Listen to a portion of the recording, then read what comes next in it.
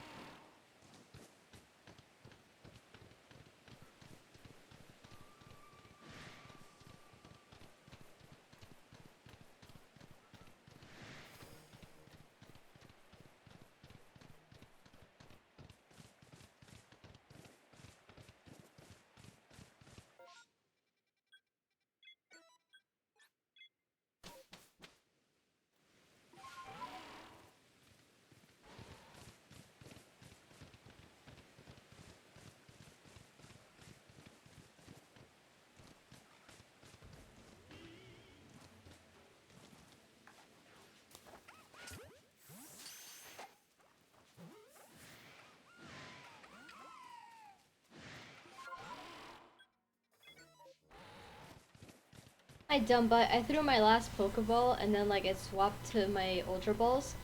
But instead I like went to swap to my Ultra Balls and then I just threw like a freaking mushroom at the dart tricks. Like an idiot. Huh?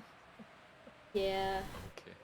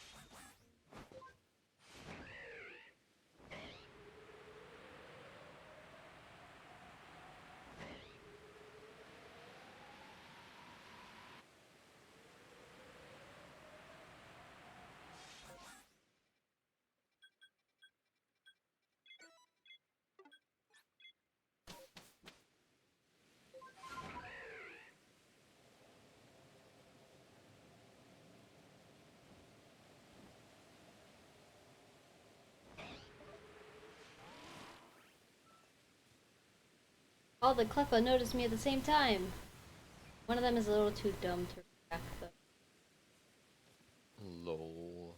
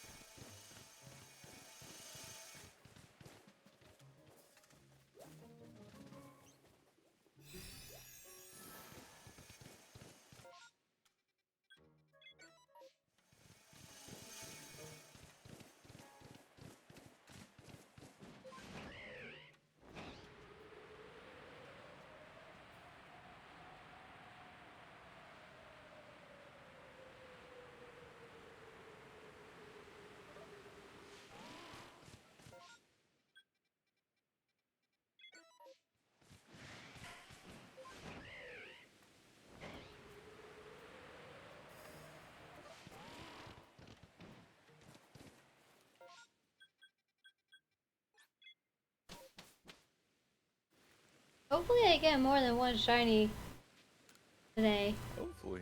Unlike yesterday. I mean, sometimes stuff happens, you know? Oh yeah. It's just that, you know, after the super awesome first stream back in this game, that day, Wednesday was. Friday was kind of a poo. True. True.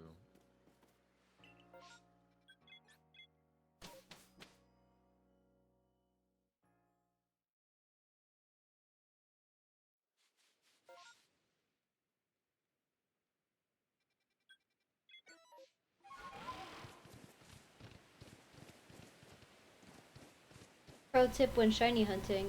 The more often you're on Weirdeer, the more Pokemon you encounter.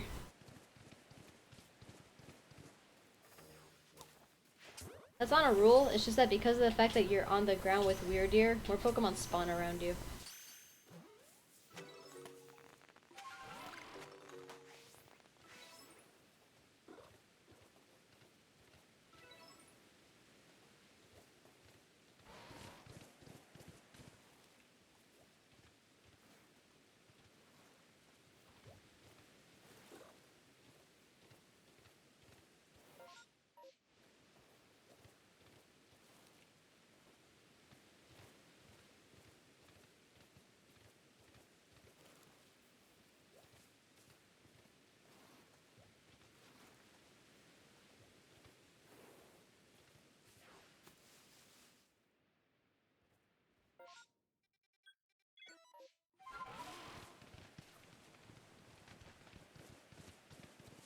Because when you're on Braviary, you could fly low to the ground, but then if you fly low enough, it'll just take you off Braviary anyway.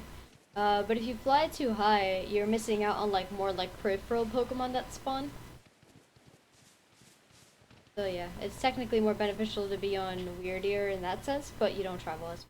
So you just kind of like figure out, okay, I'll fly low around here, low enough that Pokemon spawn, but not too low that it just cancels out the bird.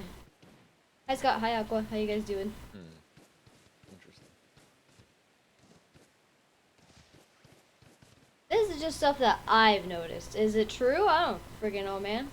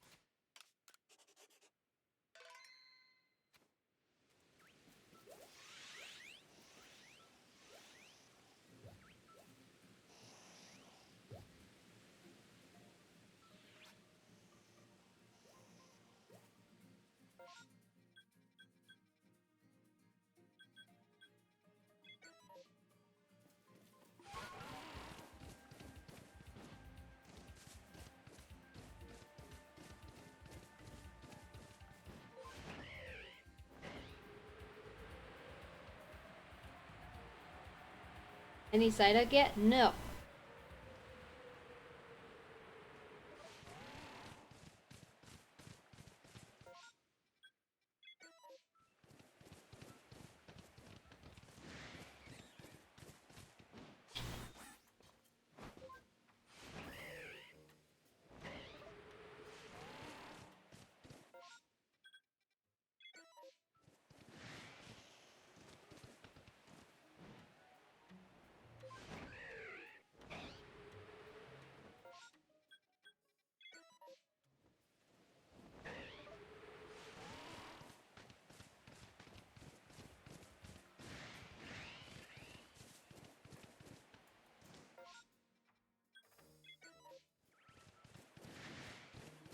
Oh, Houndoom, that's a cool one.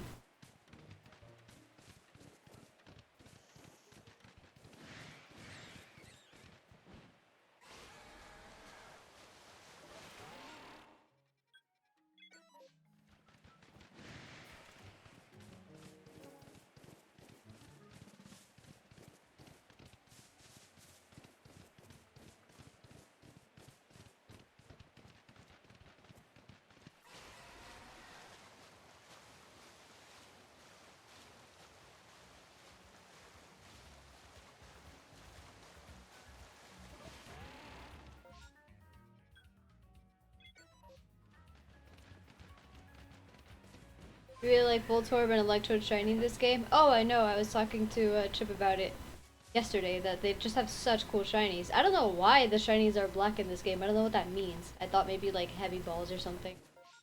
Or maybe that's just what they look like.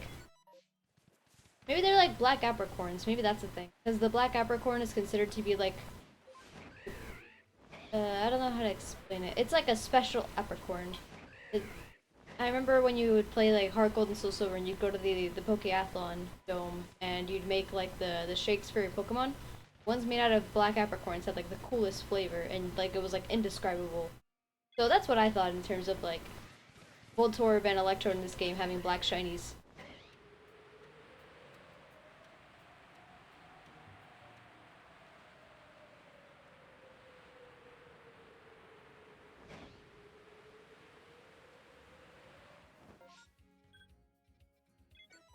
Ultra Balls? I mean, maybe. It just kind of seems weird to me that they would go from looking like Ultra Balls to looking like Great Balls. Also, since they're grass type in this game and they fall out of trees, I feel like they would look more like apricorns.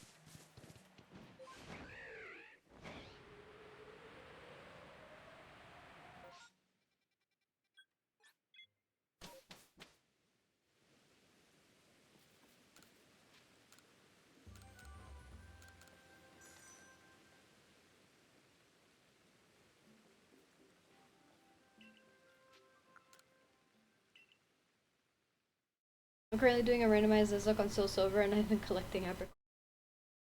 Collecting apricorns in that game is great because you get so many cool Pokeballs out of it that you can use for the Nuzlocke.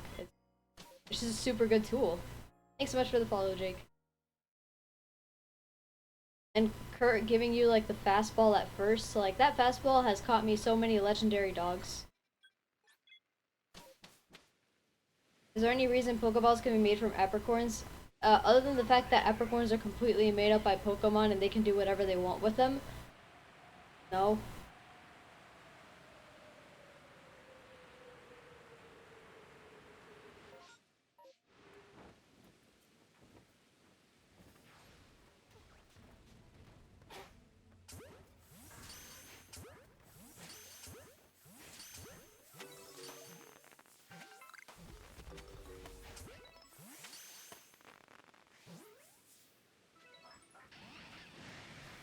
Ah!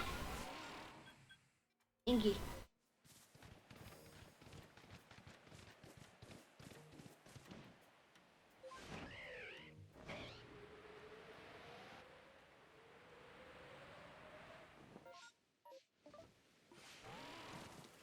Bonsai! I need a shiny Bonsai.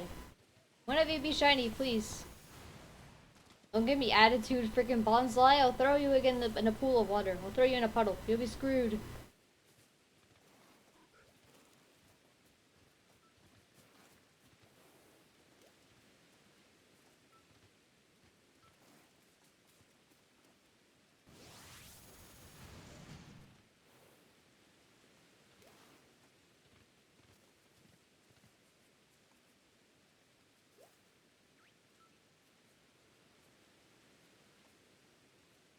Would an Onyx sink in water? I mean, maybe, I don't know. They tend to avoid water altogether. Maybe it could swim.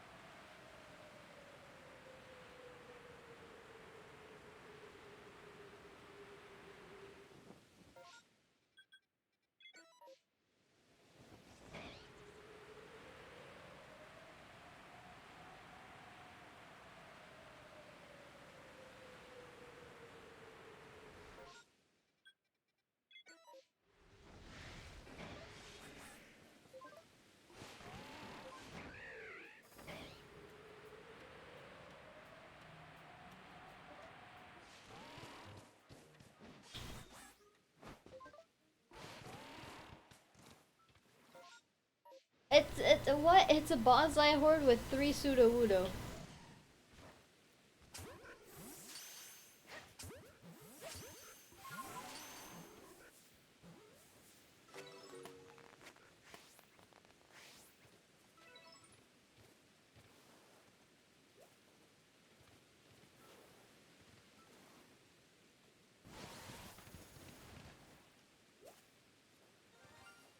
No way. Please. Okay, it's this. Okay, okay, okay. Shiny bonsai.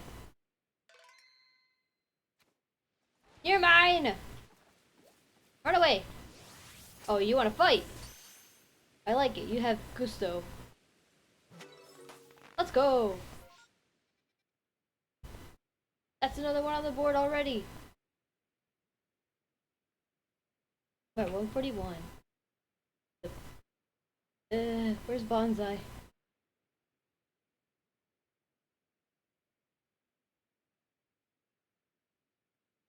Bonk. And he's caught. Epic. About a month ago, I ran into a shiny Gligar by accident in Alabaster Icelands. Did you catch it?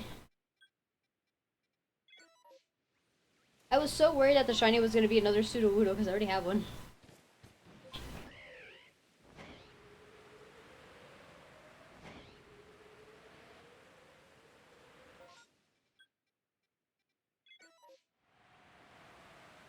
Heck yeah, and then I evolved it ASAP. Nice. So, shiny Gliscor is beautiful.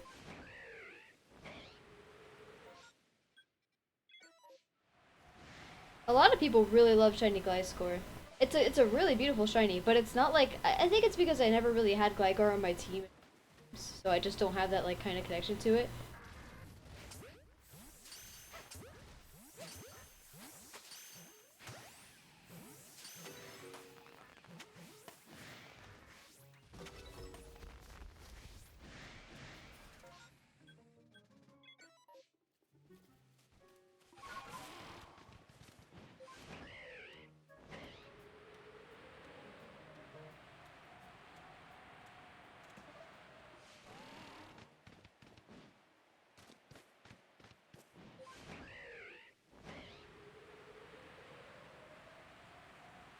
I was waiting for that Yanma that it just passed to be shiny. Those things are always shiny.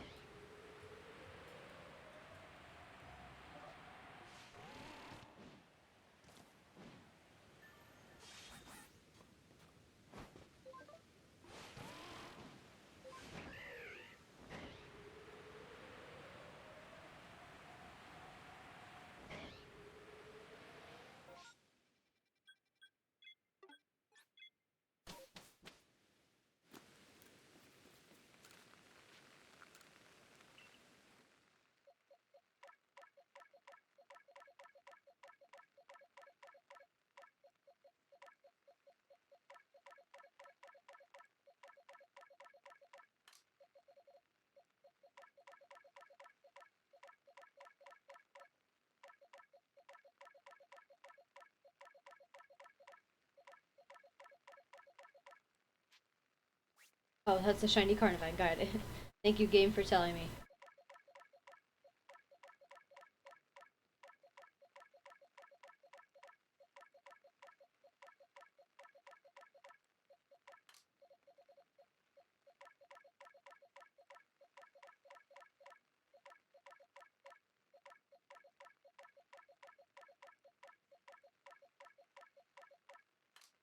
Sorry for the jump scare to any of your viewers. Ah! I guess, and you too. Hi viewers, I'm Chipless. I'm just kind of chilling here. I was waiting for you to talk this entire time so that I could introduce you, and you just kept silent. See, the issue is because I stayed silent for so long, I was afraid of introducing myself because like it would be weird. But then I realized like at a point I don't care. No, it's just funny because I'm seeing I was going through some YouTube videos and I found a video where it's like they have the Nintendo sticker, like the. Do you remember how Nintendo had like this oval sticker that had like the gold around, like gold spikes around it, and the sticker itself was white? and they put it on their boxes and stuff. Yeah, yeah, I know what you're talking about. Yeah, They have that's that. not a It's like, sticker. That's an emblem. emblem, but they have like this YouTube video has it, and it's like over 1 million views, and I'm like, okay. Uh, It has nothing to do with Nintendo, but it's just funny to me. okay. Also, hi Scott and Aqua.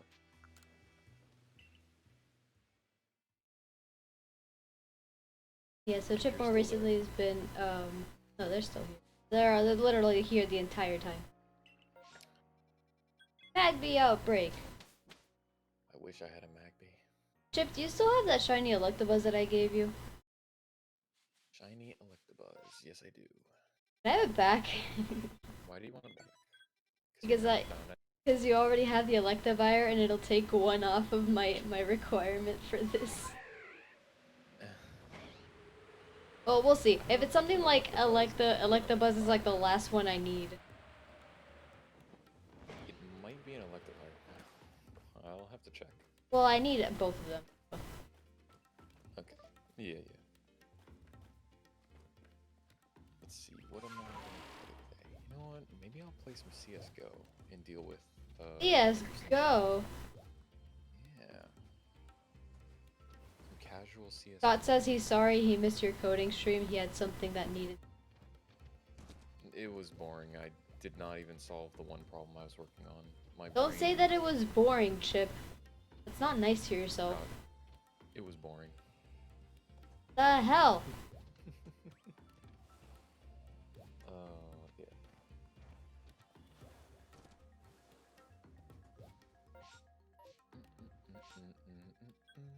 No shiny Magby, can't believe it. Oh man. Stretching. Yes, I am in fact stretching. I'm still sore. Stop being sore. I'm a sore loser. No more mango juice, bro. Buying only 6 little mango juice boxes is not enough. It was a mistake. Yeah. Dude, it's cheaper than water. CS:GO. CS:GO. I haven't played that forever. I'm gonna be curious to play it.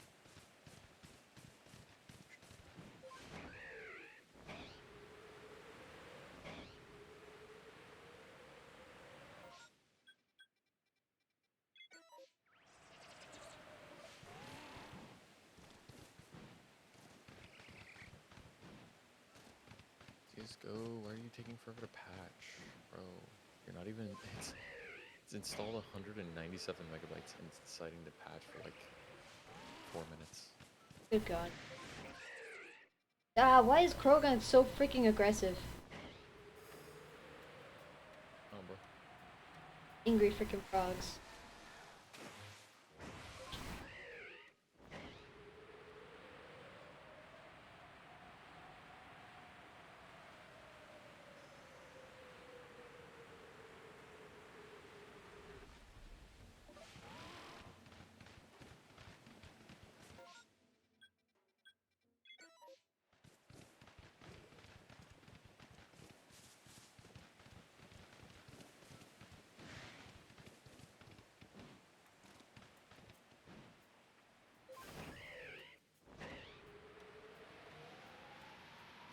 Alright, it finally finished. Alright.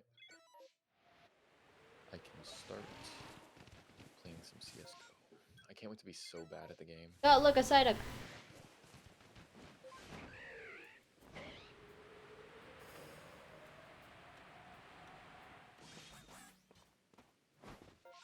As people say, don't alt-tab out of a source game.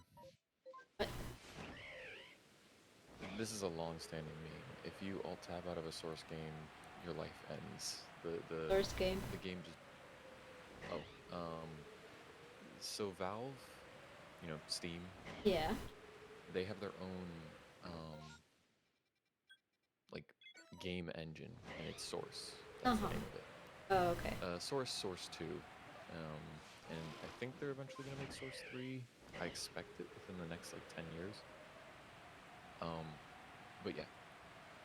And for some reason, I don't know if it's Source and Source 2, but I know for a fact Source games, if you alt tab out of them to go click on something else, opening it back up will take like a literal minute if it doesn't crash. Well, that sounds like a problem. It's a bit of one. Why don't you catch more Psyduck? Because I literally don't need to. There's no benefit to catching more Psyduck. If anything, I lose money on how many Ultra Balls I waste on Psyduck.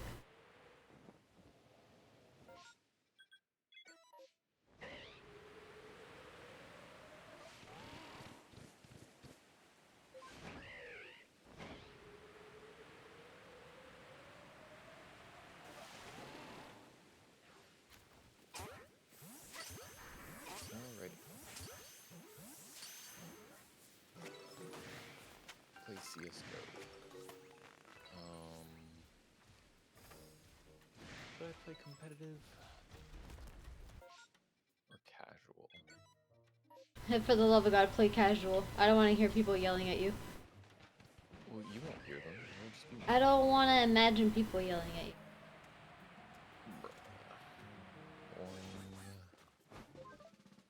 We'll do Dust too.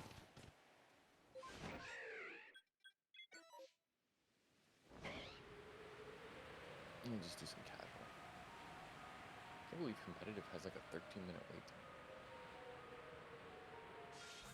Let's roll. We're gaming.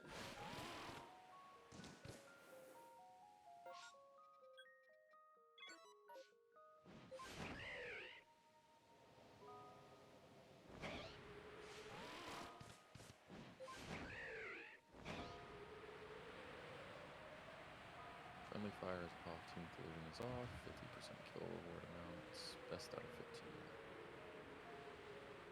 You got it.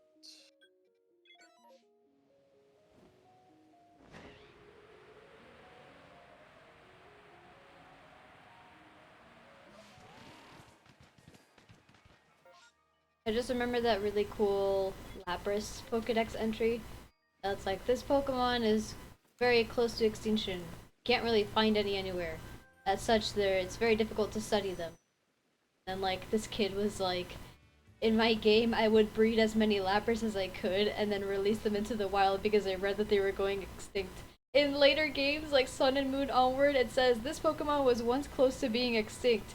Thanks to the research of a brave person, they're now thriving and have great numbers. Something like that. It's so beautiful. So it freaking works! That kid's a hero! Oh lord. He's a hero. Your mom, Barbara.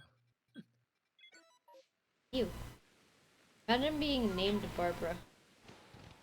Barbie's name is Barbara.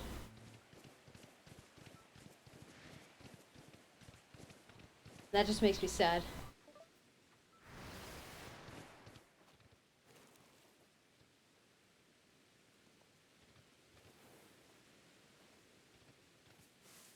Oops. That was a mistake. Seems Wow, like- I did a single hit. Okay. I have not played in forever. Oh no. Why is it so lag? Oh. I'm like sitting here wondering, why is the game so laggy? Yeah. What, did you have like the graphics all the way up or something? No, this full screen game. Oh. Is it not mode?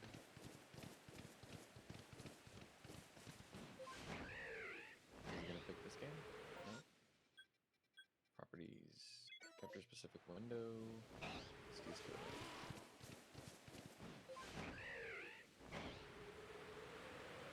Bing dong. Settings menu. Video.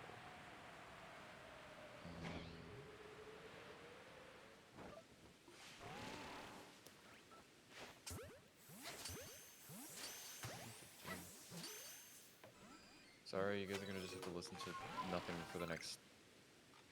Or it's just gonna be a black screen for a moment.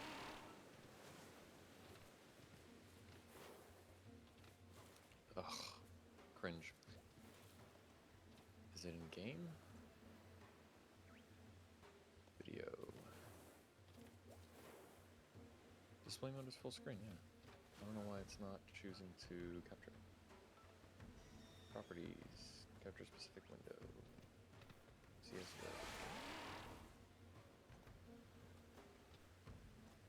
I know, Scott. I know. I'm trying to fix it. I don't know why it's being dumb.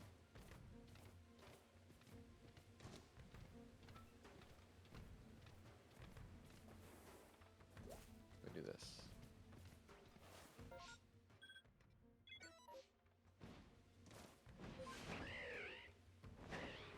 Alright, this is recording it properly, I guess. I don't know. I'm trying to be careful.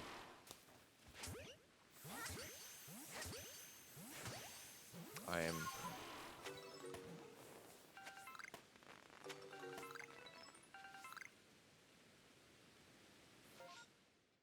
I don't know what that means. Oh? No, so let's just. What's going on? I'm just watching this. Oh. Ah, shit, I'm dead. Yeah, I'm dead.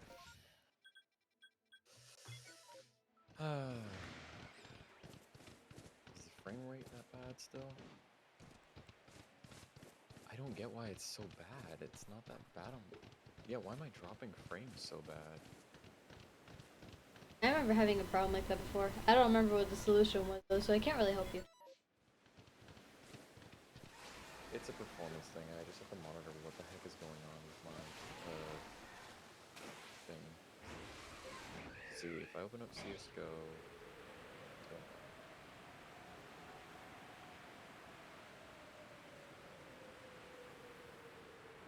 Yeah, I don't know why it's doing that.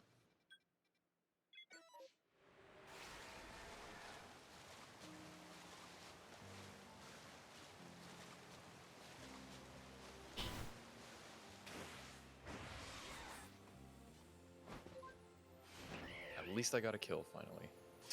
Oh, look at you. Thanks. Let me work on getting this. Baby's first shooter game. So I want it to be this one. Maybe I can make it window capture? Because sometimes that's the thing. You want it to be a window capture.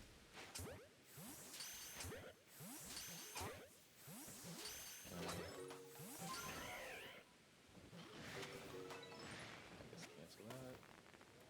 Screen game capture again. Capture specific window.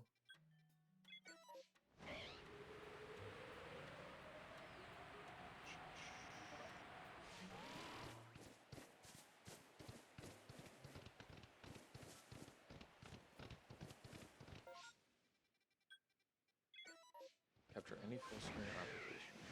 Can it do that, please? Ugh, this is so gross.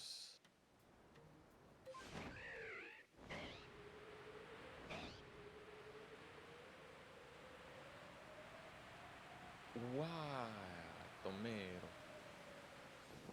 This is so stinky trying to stream this.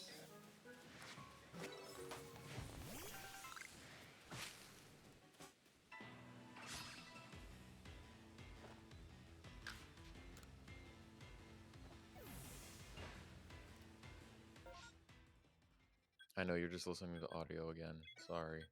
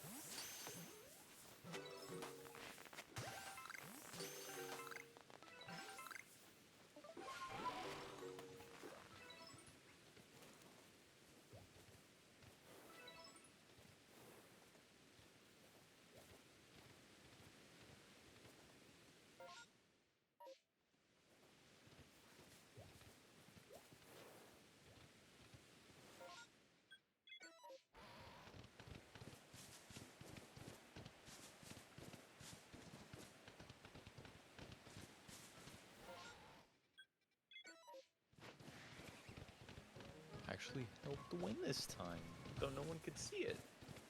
Oh. Oh no, I have the bomb. I do not want the bomb.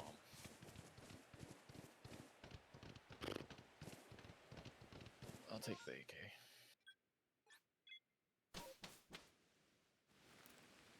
We've won 2 matches. Wow.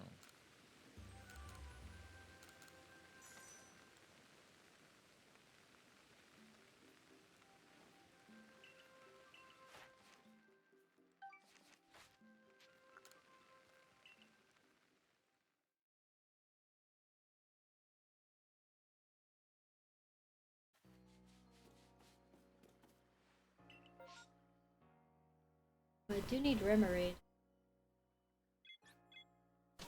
I need Remoraid and Octillery, so if I could get 2 Remoraid out of this.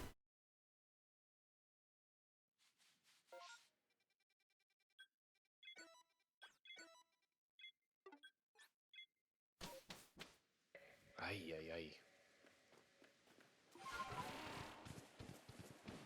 Here we go. How in the world do I do this?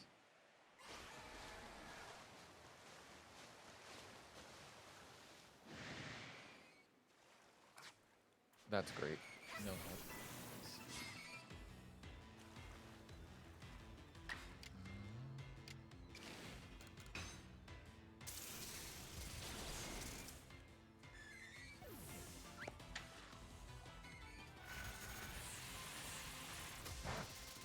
Display capture. That's great. So it just seems like it. I know this is so annoying. I'm sorry. Just use display capture. Whatever. You can just use display capture and then like just crop out and like. No, that's not the problem. The problem is not like cropping because it's a full screen game. Well, we lost. It doesn't matter. Problem is that like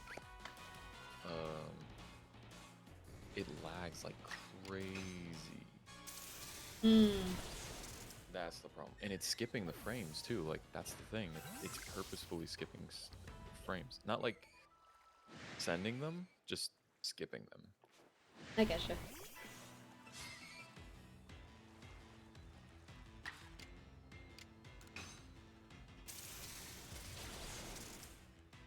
Oh, could be. I have to cap my FPS. Have I not done that?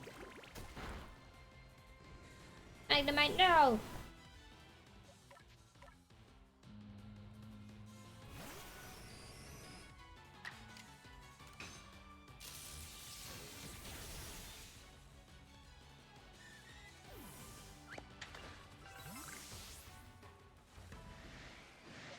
That's not what I meant to do.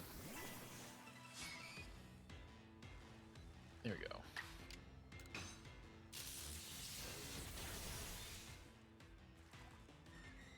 There we go. FPS max at 120. Max 120?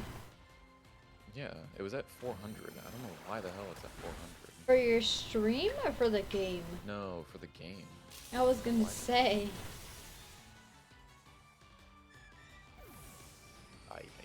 Did it just hack CSGO? No, that's a very common thing. CSGO, like all source games, you're able to access the source console.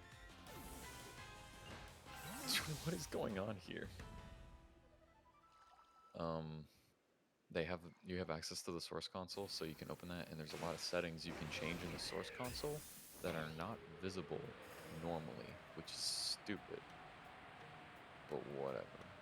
Did everybody? But I can hear Chip talking about how he's not a hacker. You don't need to tell me that he's a hacker.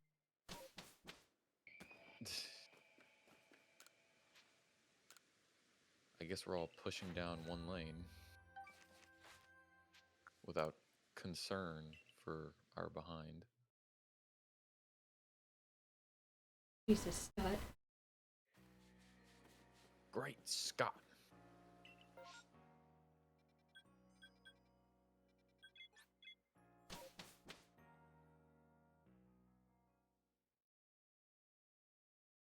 Concerned about my behind? You should be. I did nothing.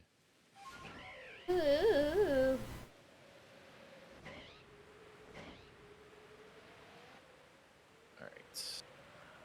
just gonna buy a Desert Eagle.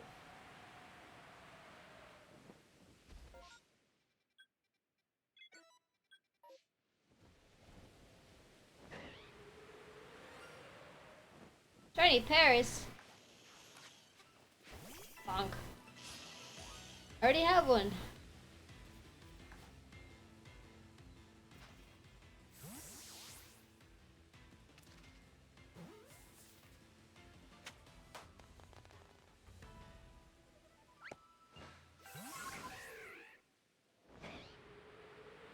Oh, shite. That was one of us. Oh, he's coming in from behind. That was luck. I'm gonna be blunt. That was very luck. Very luck. Very luck indeed. And then I get sniped. This game is like Overwatch. It's CSGO. This came out years before Overwatch. No hesitation, I see indeed. Aye.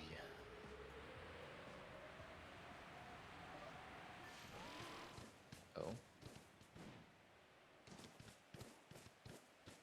This should be it's still dropping frames, what the hell? Ay, caramba. I can hear him walking.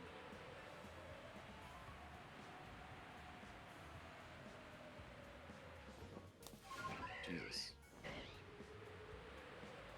Ay, caramba. I keep shooting like above their head. Not everybody's as tall as you, Chip. You don't have to.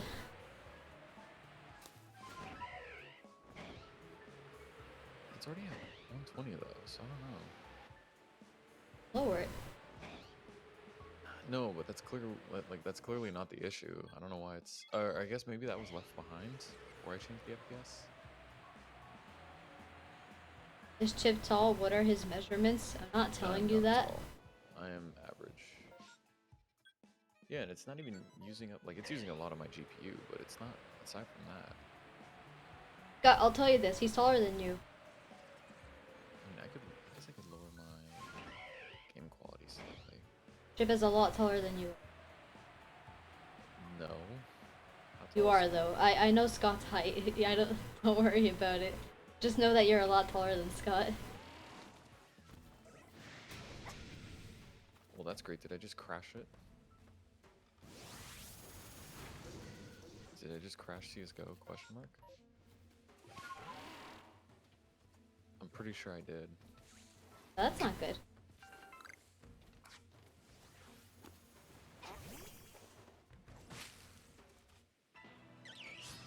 It's loading. Oh.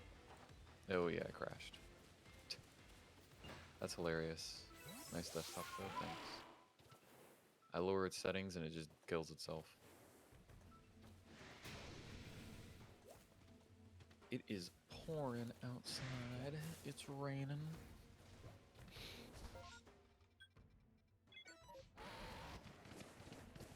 I'll play a few more matches and then I guess I'll do some more coding. I do have to do that still.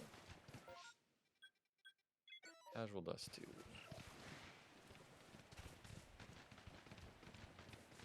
Oh no, I'm in the US, Brazil. Okay. You're not super small. She didn't say you were super small. She just said you were small. So. All I said is that you're taller than Scott. That's all. God, you sound like you're overcompensating for something. I don't know.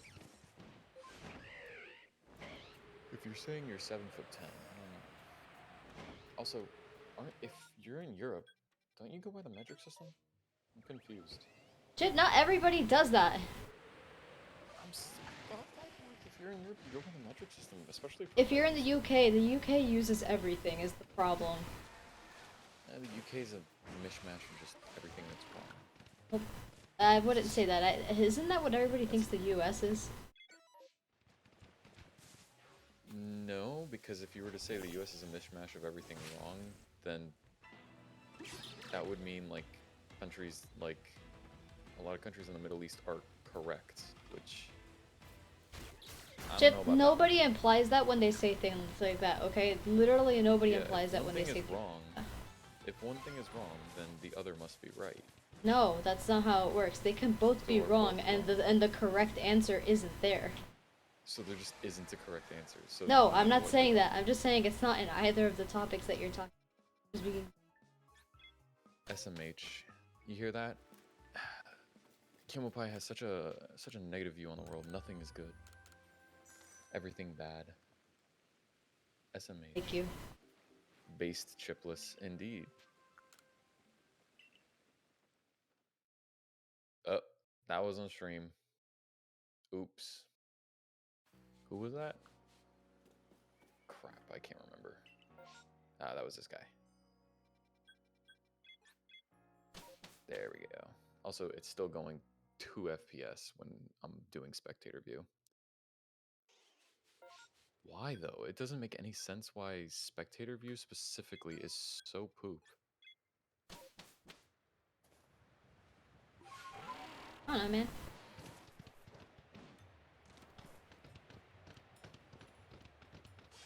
Like, no, oh, okay, it's just chugging. It just decides to chug sometimes. Okay, I guess I can't play CS. Oh. When I'm in menus, it chugs too. Yeah, that's weird. Once I have a UI open, it just dies.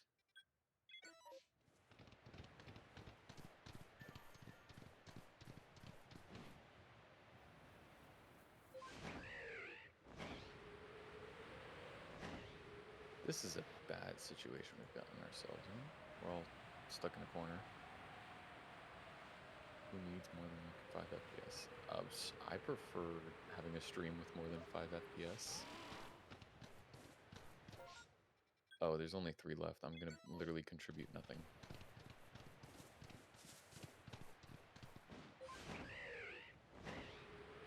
Yeah, I literally did nothing. I have a death. That is the most I've gotten. Is friendly fire on? No, because this is casual. If I was playing competitive, it would be. Competitive is more fun. Oh, is that the difference? Hmm. Why do I have the bomb? I don't want it. Ew, I don't want it. Oh, y'all can take it. I don't want that.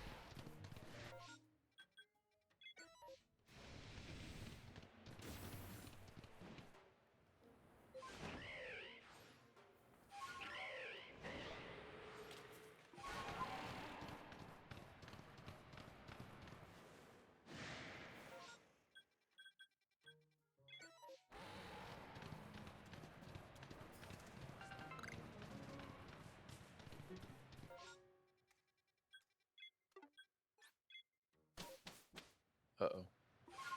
Uh-oh. My team is gonna flame me for that. I missed the diffuse by the time I made it. It was too late. This game reminds you Sadness. of Call of Duty. Well, I mean, it is an FPS. My team is not happy with me. I would get kicked in a competitive match for that.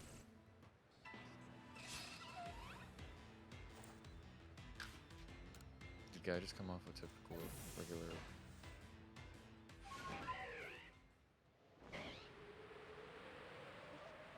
Oh, he had an op. You don't. Shut up, Scott. Oh, I shot right next to his head. I missed it. Yeah, see now. Ugh, I don't understand this game. Like, yeah, why is it? It just. Ugh. Source engine is funky. Yeah, I'm definitely after this match. I'm done because I don't like the fact that it's just not streaming properly. I'll have to look at settings and stuff to have it correct. Nope, I don't want the bomb. We're gonna use Desert Eagle, and that's it.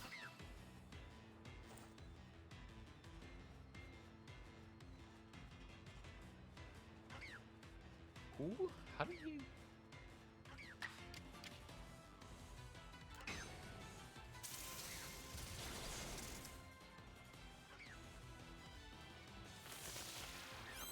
Oh, for the love of God.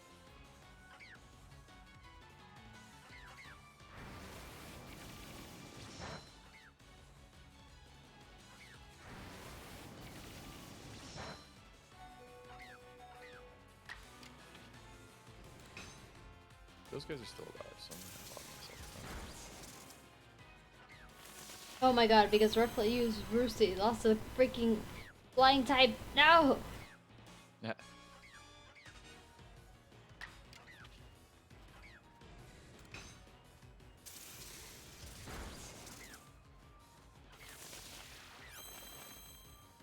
Oi! Oi! I don't want the bomb. We're playing TDM. I'm not playing with the bomb.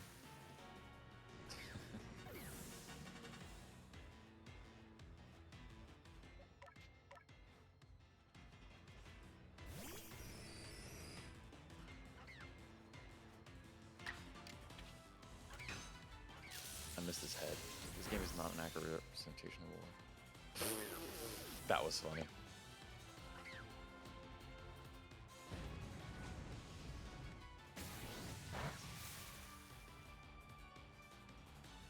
Let's see. So bomb's planted. There's 3v1. He's sitting there. He sniped. Did they realize he is there?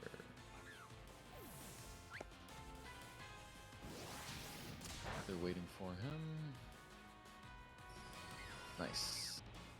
Nice. That was good. Why don't they just use an airstrike instead of some funky calculator? Because the point is that you're like a terrorist. You don't have those resources. This isn't like, you're not the US doing this. Again, we're only going Desert Eagle.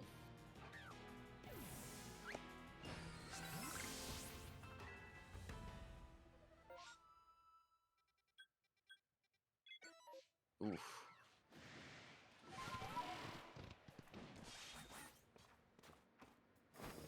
Ah, it's smoked. I'm not gonna see anything. Alright, we're gonna go back.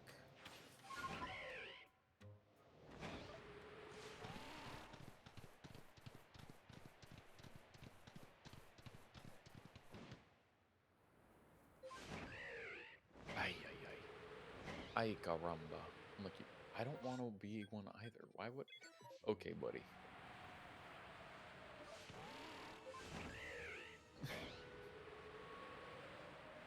Ugh.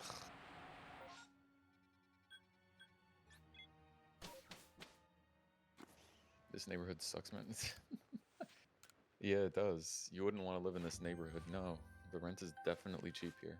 Alright, we're gonna go Desert Eagle up, just for fun.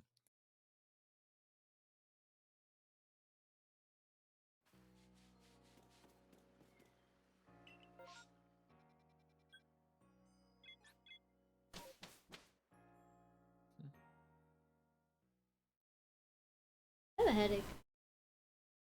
You have a headache?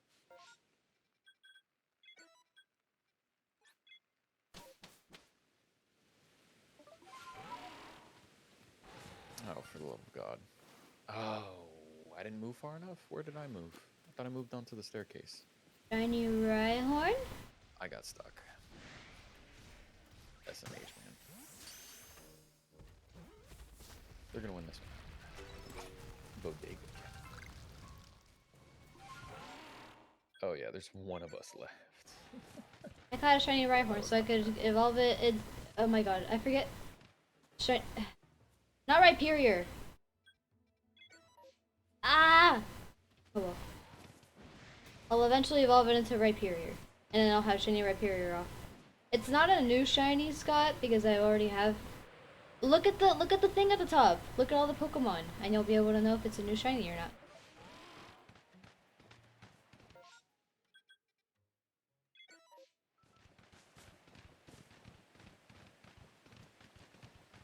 You don't need to read their pictures, Scott. What the hell? I think Scott's not okay, Chip. Oh.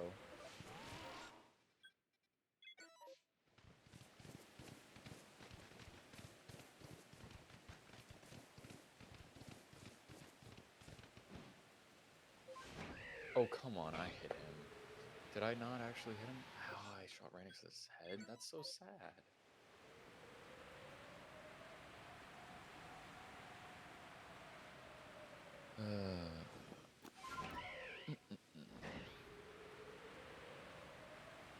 This guy's choppy.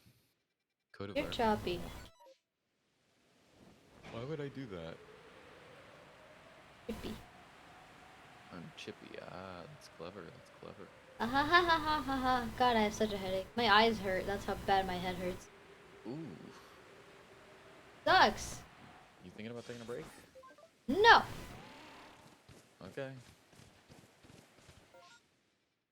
I'm playing video games. This is my break. Then I gotta go back to studying for 8 more hours.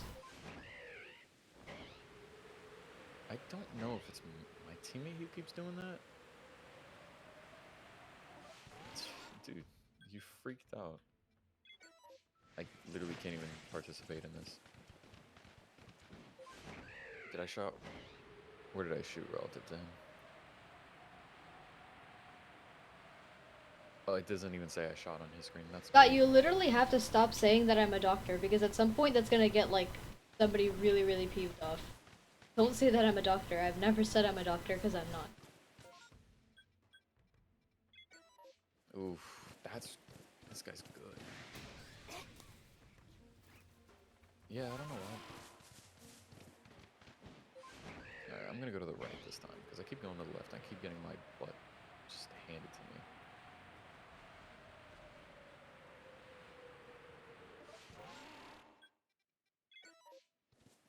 Like they're literally telling us what to do because some of our teammates are just so bad. Well, that's not good. Oh, for the love of all that is holy. Nope, nope. Ay, ay, ay. Nobody's leaving T-spawn. This is annoying.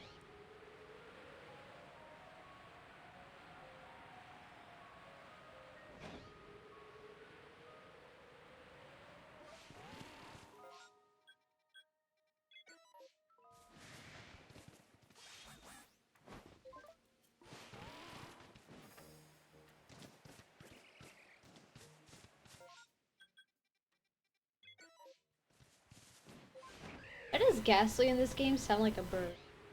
How? Why am I bad at killing my fellow? Why did he Ugh. I wanted to push a certain way, but they friggin'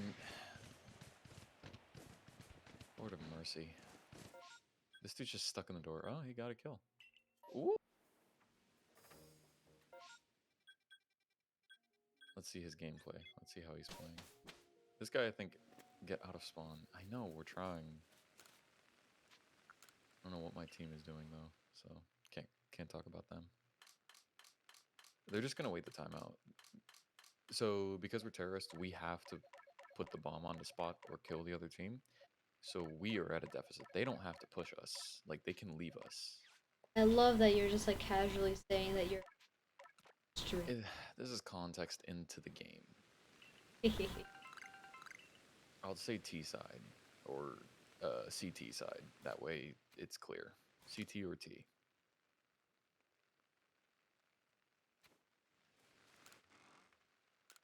They are not happy with the fact that we are not playing the game normally. Like the fact that people aren't on our side are not moving out from spawn. Or are they all Understandably babies? so. I mean, it's annoying if you're trying to play it. Yeah, that's what I'm saying. Like, are they just being like really? No, our team is being scared, and they don't like that because Yeah, it's that's what I'm annoying. saying. Oh, okay, yeah, yeah. Oh my God, we're all just sitting here.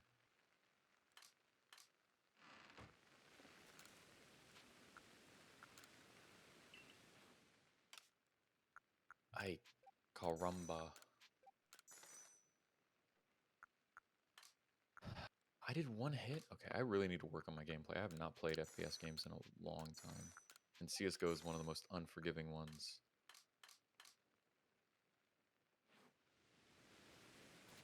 Did they permanently take building out of Fortnite? Yes. I remember that correctly. Why'd they do that? Huh? Isn't that the whole thing that made Fortnite like cool? Yeah, but I don't know. Did some people get too good at building so nobody new could ever enjoy the game? Is that literally it? I'm thinking that might be part of it.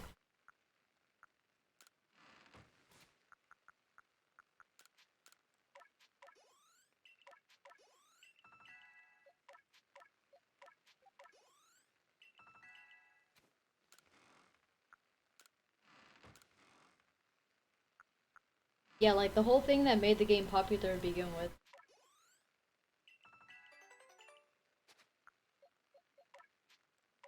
God, don't make those jokes. Oh, Nah, Scott made a bad joke. that's not good.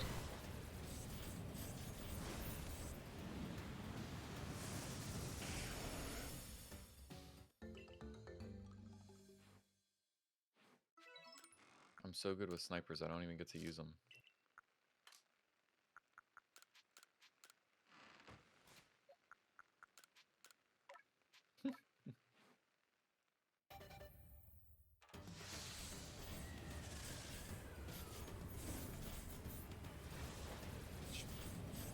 Oh, Jesus Christ.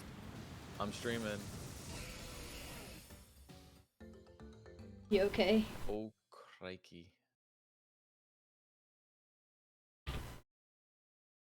Did somebody walk in on you? No, they're trying to get in the door. I could not do anything because I freaked out. What do you want?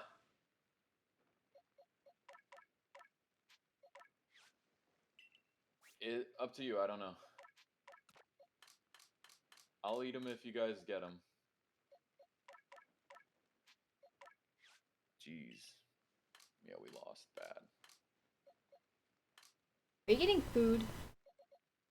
No, they're talking about getting food for 4th of July. Alright. Let's see, what are we gonna do? Should I just play... Where did my Magnemite go? Or should I just work on that problem again, considering I've made, like, no progress on that problem? You know, am I gonna teach you how to code? No, because the type of coding I do is much more problem-based, so... It's more like half an hour to... No, it's more like Chip, several I hours. just released my Magnemite that I was using. For what? For like, to, you know, max out all the dex Why? entries for it. It was on accident. You It was confused me? completely on accident. I literally just released them and then I went, where's my Magnemite? That's kind of funny, fam. Not gonna lie. I'm depressed. Okay. So... Shut up, VS Yeah, Code. freaking muscle memory, bro. What language Can't is believe this in? it. This is C++. C++. Yes. I see very sharp. Ah, it's not C Oh sharp though. no. What's wrong with C++? You don't like this one? Okay, well, the way that we use C++ competitively is very much like C. So it C++ normally looks very different from C, but we don't do all of that C++ stuff, which is crazy. Okay, so working What on can this I even problem, get at the Alabaster Ice? Oh, Oshawa. we essentially pre-compute all the divisors and we put all the numbers into their, like we compute all the numbers that are divisible by said number, Oshawa. and then we get our rounds and we get our animals. Ooh, So this should be able to give me information. So I should be able to step through this very quickly now. So if I have 10 to the 5th rounds,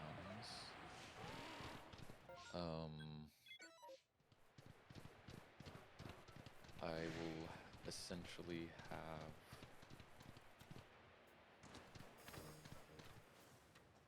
Right, for some reason you can find Magby here. Hmm. So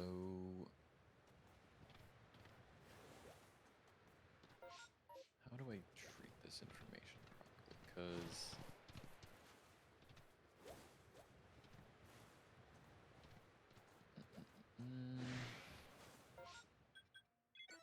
paint 3D it again. They look like they're in the right climate, don't know what you're talking about. Yeah, considering you meet them for the first time at the volcano.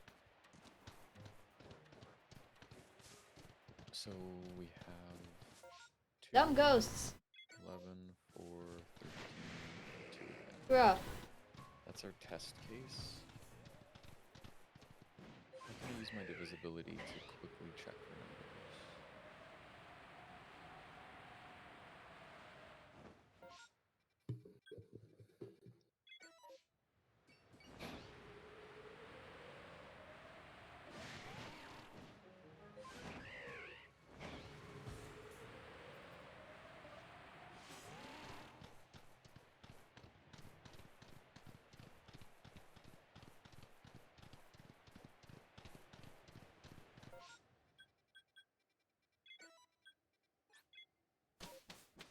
I can't step through all the buckets. Like, that's the thing.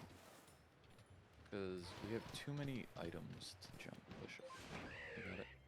Okay, well, let me re-explain what the problem is. So, we essentially have... This is a problem called Elven Efficiency from from a programming contest from 2019. The problem is essentially that you were given a set of animals, and each animal has a certain amount of items to start with. Stones. Each animal Why do has animals have stones. stones? It's just the context of this problem. What? Why do they? Okay. It's just flavor text. That's all this is. Flavor text my butt. There's entire programming contest sets that are just all cow related, so like it's just flavor text. Yeah, them being animal related is fine, but making up crap for the sake of making up crap so that their problem sounds less boring. So boring. That's literally it. So butt cheek. Well, the point of it is to make it hard or to dissolve. Very shiny. That's another skill. So they have a certain number of stones. Don't tell me it's they that play bad. a game where each time the number of stones is divisible by a number, you can increment they get a point. Each animal gets a point. And your job is to figure out what's the lowest amount of stones you can have, such that throughout the game you give animals stones in such a way that none of them get points. For example, if the first animal plays the game by himself, the one with 10 stones, he'd get a point at the first turn because 10 is divisible by 2. So you'll give him a stone to make it 11. Then it's divisible by 11, so you give him another stone. Now it's divisible by 12, so you give him another stone, then that, another stone, and then again, another stone. So they'll end up with 15 in the end because you had to add 5 stones. Then if you did that for the animal with 11 stones, you don't have to do anything here. And then you have to do everything for these. So you have to do plus 4 stones. Here you don't have to do anything. That's a lie. You actually have to do plus 1 here, nothing here, nothing here. I don't know why I put 0. 13, 13.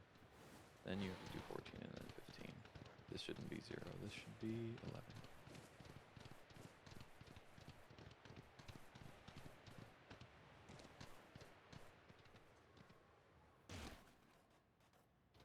Plus 2 or plus 3. So you have to go through all these numbers and do this for all of them. No way. It a minimal. What happened? Did you just miss something? The shiny that popped up is the 1% Zorua that's underneath an ice cave. Or that's in an ice cave. So you can't get it? Oh no, I can get it. I just got it. Nice. It's just that I was above ground, so I heard the sparkle, and I saw that there were like some Purugly despawning because they run away from you, and I'm like, oh, it must have been a Purugly. But then I'm like, what? Is there a cave nearby? And it was a freaking Zorua. That's so cool. That's a new shiny. Essentially, that's the rule. The only problem though is I can't just do that. Like I can't because of how many numbers they give me, how many rounds and how many animals they'll give me. I have to do it faster than just stepping through. Like I can't go through each animal and do that process. I have to somehow shorten it, and I don't know how. Because the thing is, no matter what, you're gonna have to go through each animal. For each animal, you have to do it.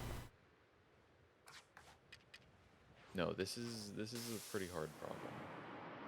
Like I would rate this in the world, I'd say medium, medium hard. Yeah, like it's not hard, but it's not medium.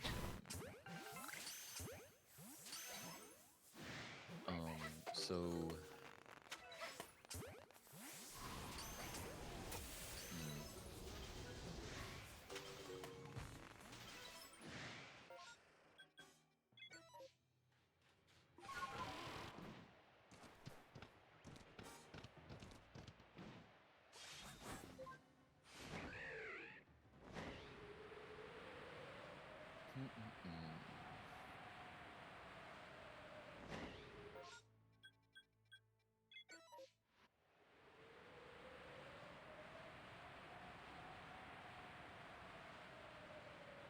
now that you understand real time in C++.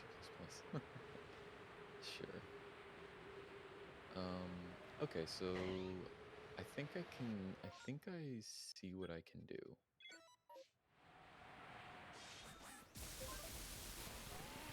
I'm really certain. No.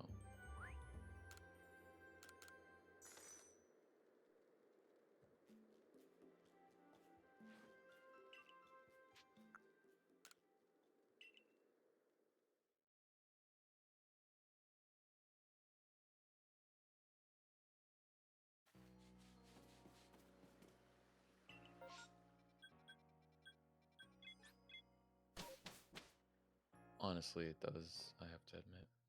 It's therapeutic. It's just wiggle, wiggle, wiggle, wiggle, wiggle. My money don't jiggle, jiggle. It folds. I hate you. I can't hope I dislikes that song, but it's such a great tune. It's so dumb.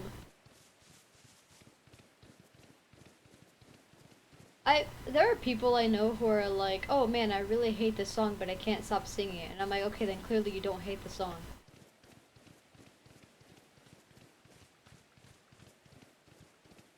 Hey man. No one said anything about that. Alright. I just put on some music for myself. So to help me think better somehow, you know? That's how that works. Help you think. Yeah, sure. You can barely yawn and work at the same time. How the heck are you able to listen to me? Damn monkey.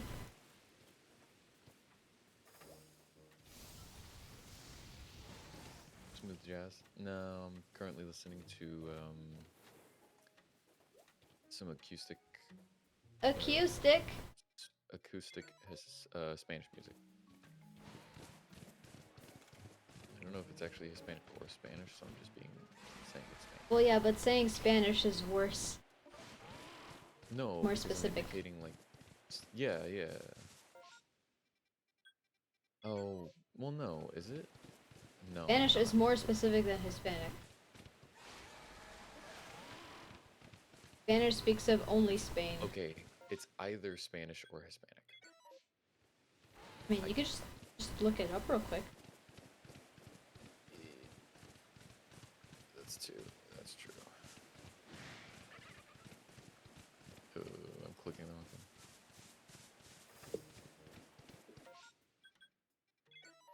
Actually, I might have lied. It might not be either. It might be gonna say Colombian. No.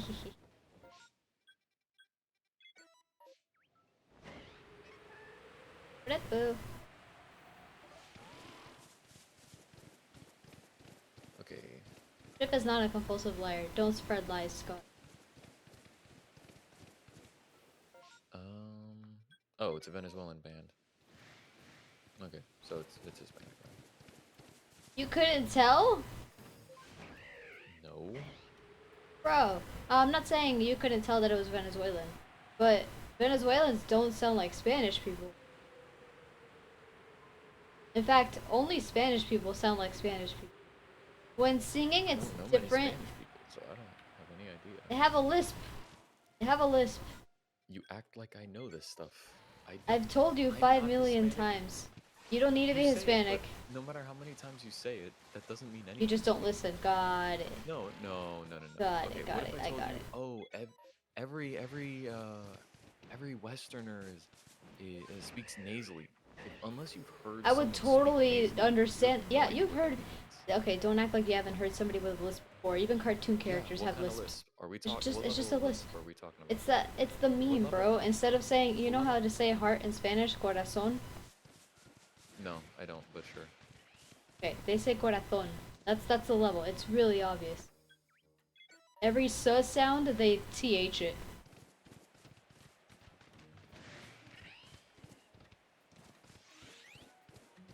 Okay, fam. Whatever you say. I do understand that level of lisp. Thank you for clarifying the level of lisp. Hey, you're just being mean. Oh my god! Why Silcoon get so mad?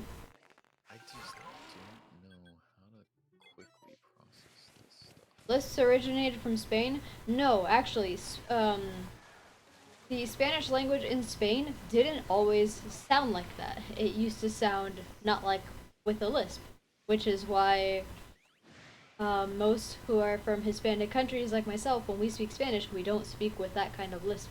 It's not really a lisp, it just sounds like they have one. But I don't know, they just kind of like picked it up over time. No clue how that even happened.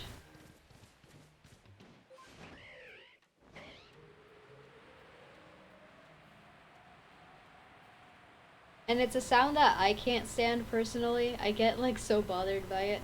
So when I listen to music and it'll be a really good song, I have to really get used to all the sounds the song makes if it's by a Spanish singer. And they sound like that. It just takes.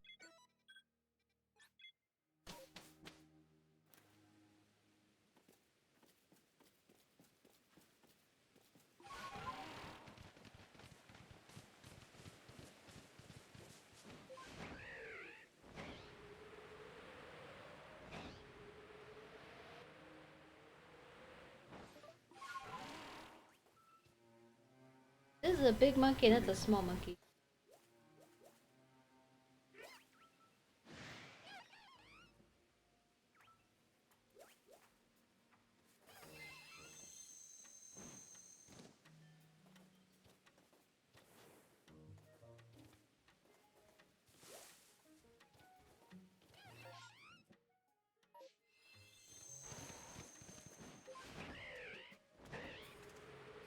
Oh, I tried using variables. That's Scott. That is not the game. Have I That tried is not using the variables? plane of. Chip, have you ever tried just like manipulating the problem so that it just becomes 1 plus 1?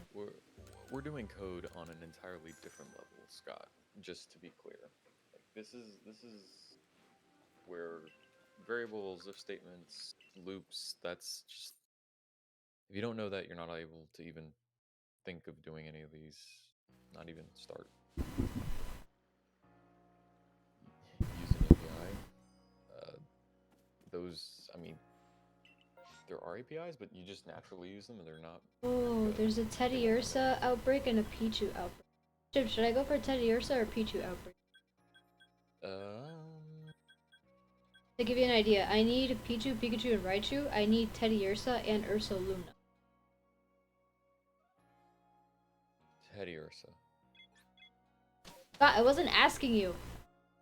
It's That's just giving his opinion. As if he's allowed.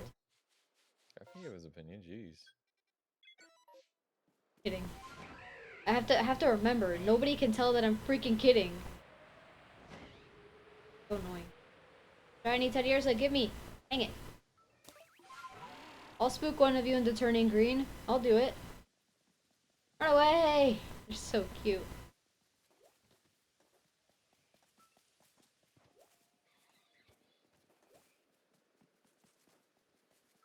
Oh, I should have saved.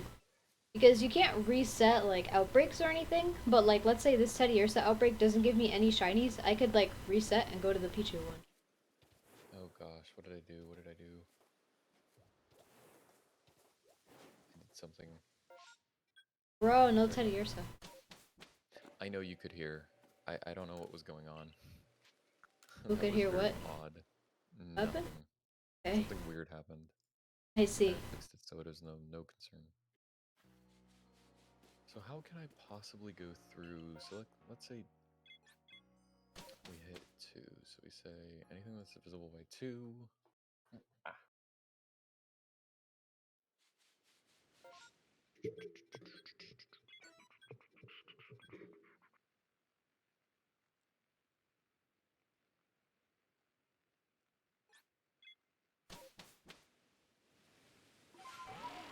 Scout thinks you used a variable.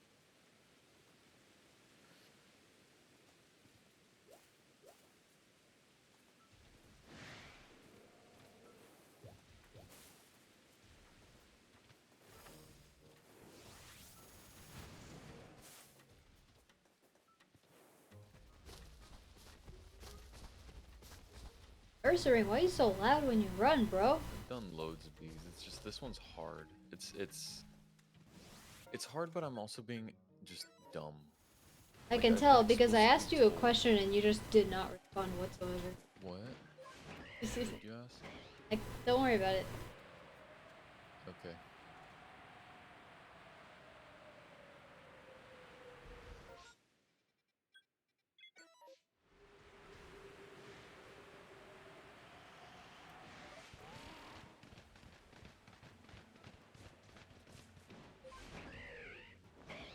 Hmm.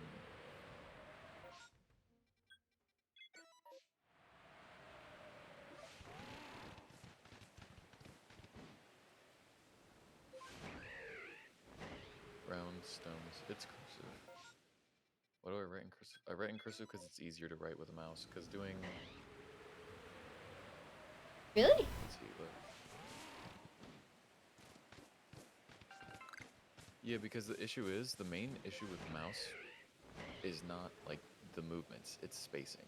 It's really hard to get the spacing right on a mouse. Whereas with cursive, you're able to avoid the spacing and do the movements because the movements are easy. I simply can't write with the mouse because I'm left-handed and the mouse is right-handed. Very annoying.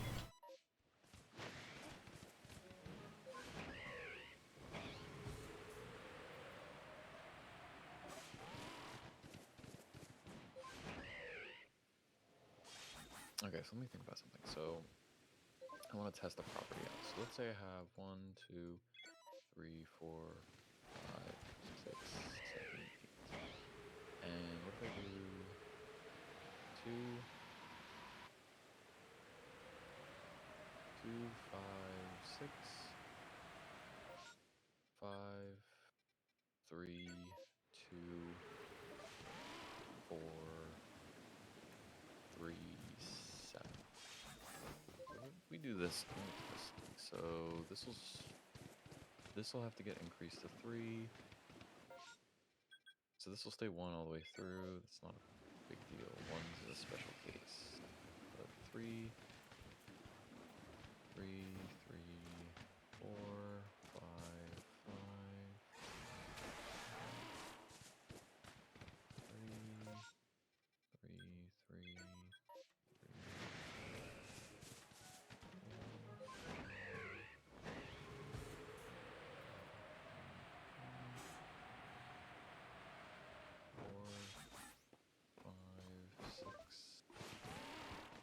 7,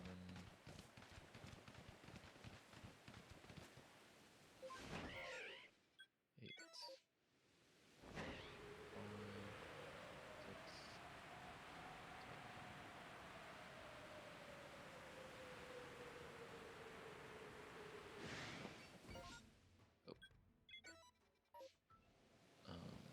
7.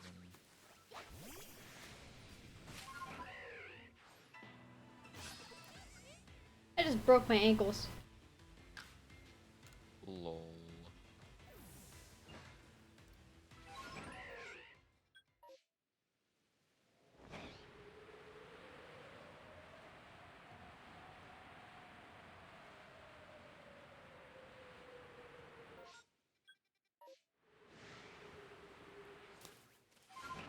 Interesting. So it is visible by 3? No, it's not. Are you okay? So, something that I'm seeing though is that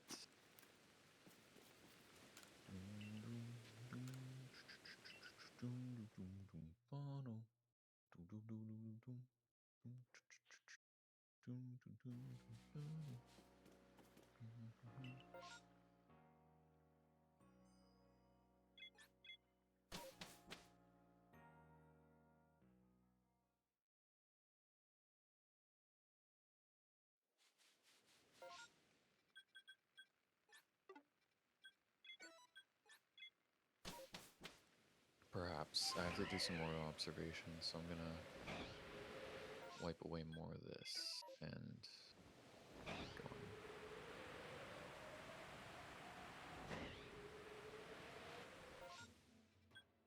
9, 10, 11, 12, 13.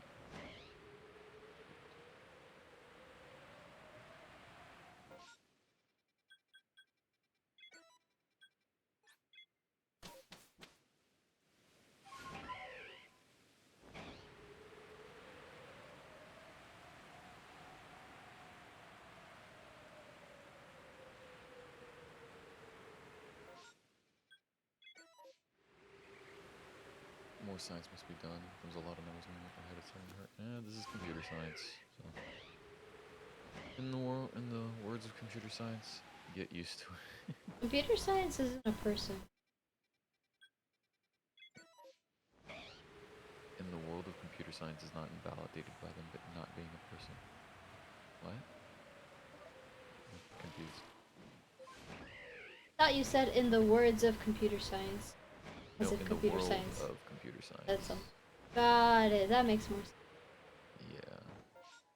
Rogang, be more blue. Okay, these two are not helpful because they're They weren't happy that I said that. whatever. It's gonna go down. 15, 16, 16, 16, 16, 17, and then 17's prime. Get good, John, and computer science. That's great.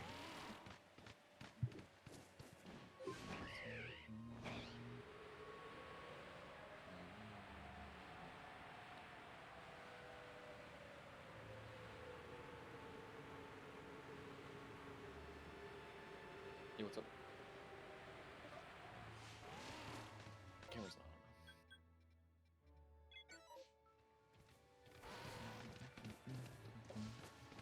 Why is Golbat so huge? So what does this tell me? So this is like, so what this is what I would use to make a deductive proof, such that like, is there any property of these numbers that I can observe and take advantage of to speed things up, essentially. One thing that can be observed is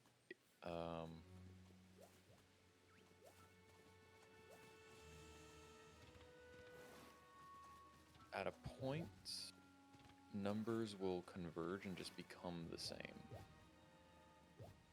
So what I mean by that is like,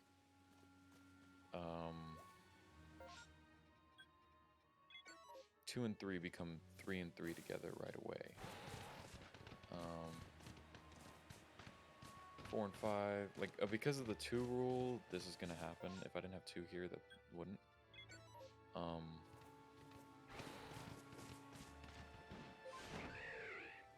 But because they become the same, then they just operate as if they're the same. And because this affected these two, it makes it 7. Now they're all 7s. So some become the others quickly. Yeah, so essentially, as soon as you're given one that's less, so like let's say I have the number 11. Let's say I have a 10 and like 10 11s as these starting numbers, and then 11 or 10 is the only request. I can tell that the 10 will get bumped to an 11 and merge with the other ones, in a sense. But computationally, there is no real benefits explicitly, because there is a way that they could give me these starting numbers that would nullify this property. I can tell that already. So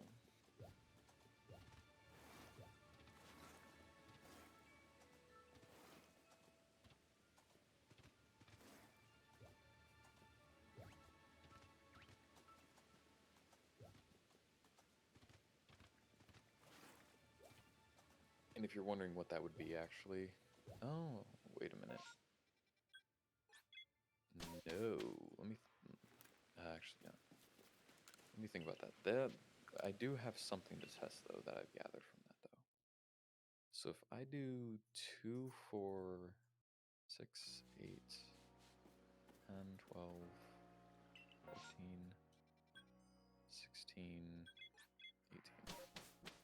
So these, the only way I can, like, I could do either 2 or 4 to start. I'll do 4 just to leave some of these out.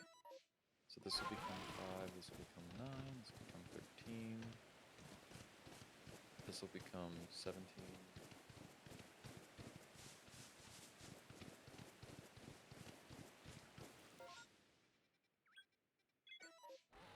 And the interesting thing though is, no matter what I want to do,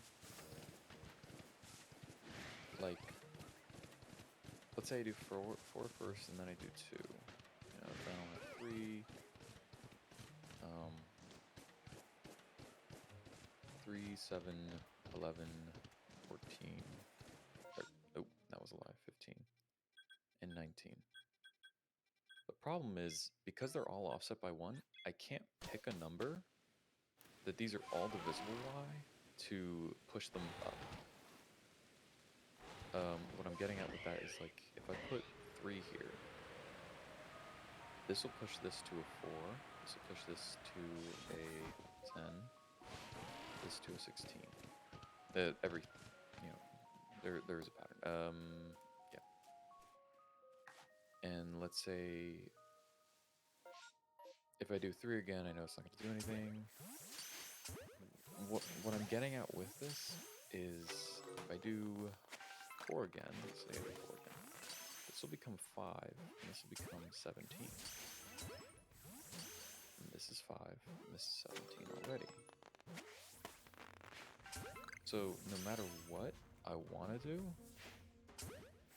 due to the way that I'm going to add numbers, like, they will converge. No, that's not necessarily true. Okay. Let me undo this and take another look. So instead of doing 4, so let's focus on 8 and 10. So it's 9, then I make this one 11, then I made this one 10. I can make this one 12 by doing 11. And then I can make this one 11 by doing 10. I can do this, and these will never converge, though. And that's the problem.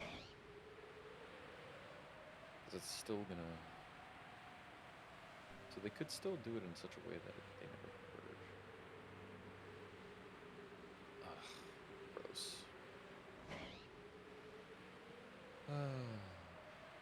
I'm pretty much at this, like, with this problem, even yesterday I reached the point where I was pretty much just trying to throw stuff at the wall and see what stuck. If you bite a gummy bear in half and throw it at the wall, that'll stick. Yeah, that's not the point. Well, you said you're trying to figure out what'll stick. That's something that'll stick. Dang. That's not the point. But yeah. So, one thing I can do is I can pre-compute little buckets that have anything that, like, all the numbers that are divisible by that number. Like, you'd have 2, 4, 6, 8, like every multiple of 2. So we could write 2x. Here would be all the numbers 3x. 4 would be all the numbers 4x.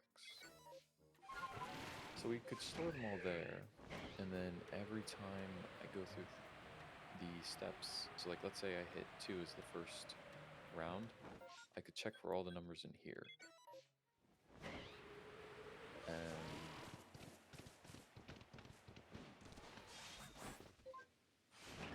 the only issue though is that still doesn't really work all that well. I cannot, for the life of me, Alright, I'm gonna reach out to a friend again.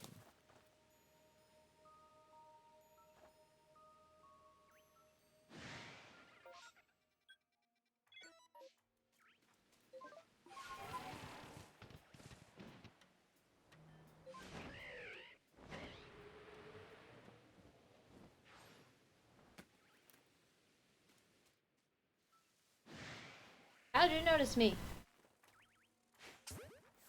Ask Steve. I'm asking Steve Jobs for help.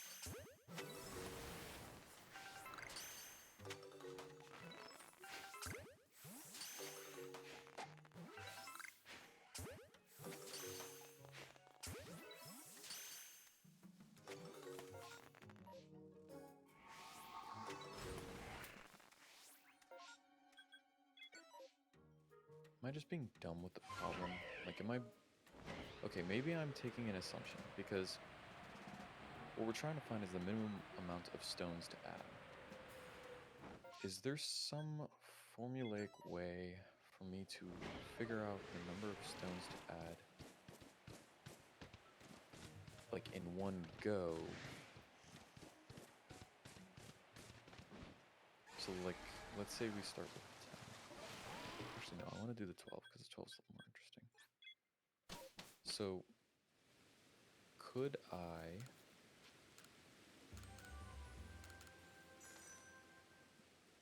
do...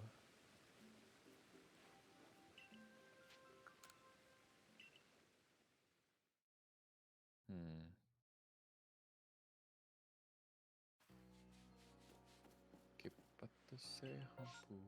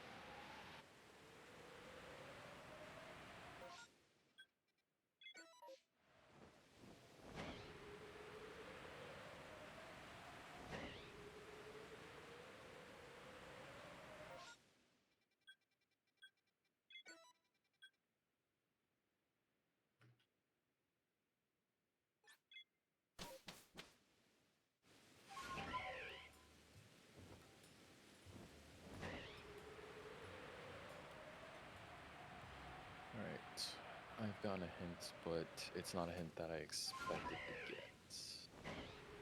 Doesn't really help me all that much.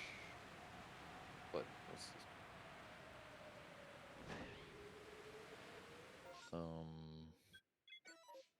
The hint is to pre-compute which stacks need to be altered.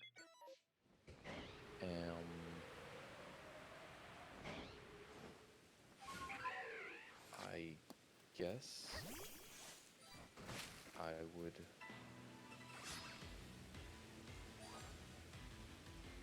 What does that mean? So the stacks are the stacks of rocks that need to be altered. That's what he's referring to. So for example, 10, 11, 12, and I'll throw in a new one that's going to be called 15. So for 10, we can immediately tell it needs to be altered because of 2. We can tell 11 needs to be altered because of 11, 12 needs to be altered because of 2, 4, or 2. 15 doesn't actually ever need to be altered, so we can tell it's never altered. Then I guess we could do it again, but I just don't see how that computationally... I refuse to believe that computationally is a word. It is. The only problem though is like, now this is going to become 11, this will stay 11, this will become 12, 15. And I would just be like, okay, yeah, these need to be altered, and then the question is like, I just really do not see how in the world to pre-compute this. Problem being, like,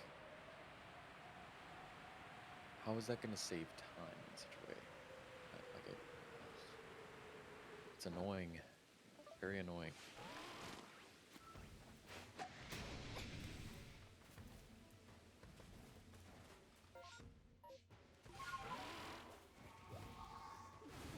Divisible by 2, so I'd go. No.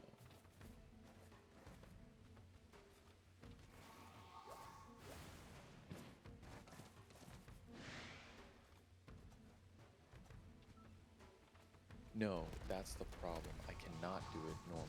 So the problem is with this is I'm going to be given 10 to the 5th, or for notation, this is 1, 2, 3, 4, 5, 100,000. Given 10 to the 5th stacks of rocks. I'm given 10 to the 5th rounds. And I have to figure this out. Like, I have to solve it in 10 to the 8th operations.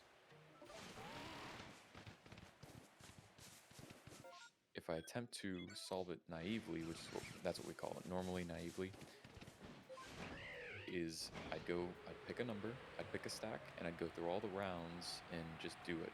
Add 1 each time I hit a divisible one. And in this case, that means for 1 stack, I'll have to do 10 to the 5th operations.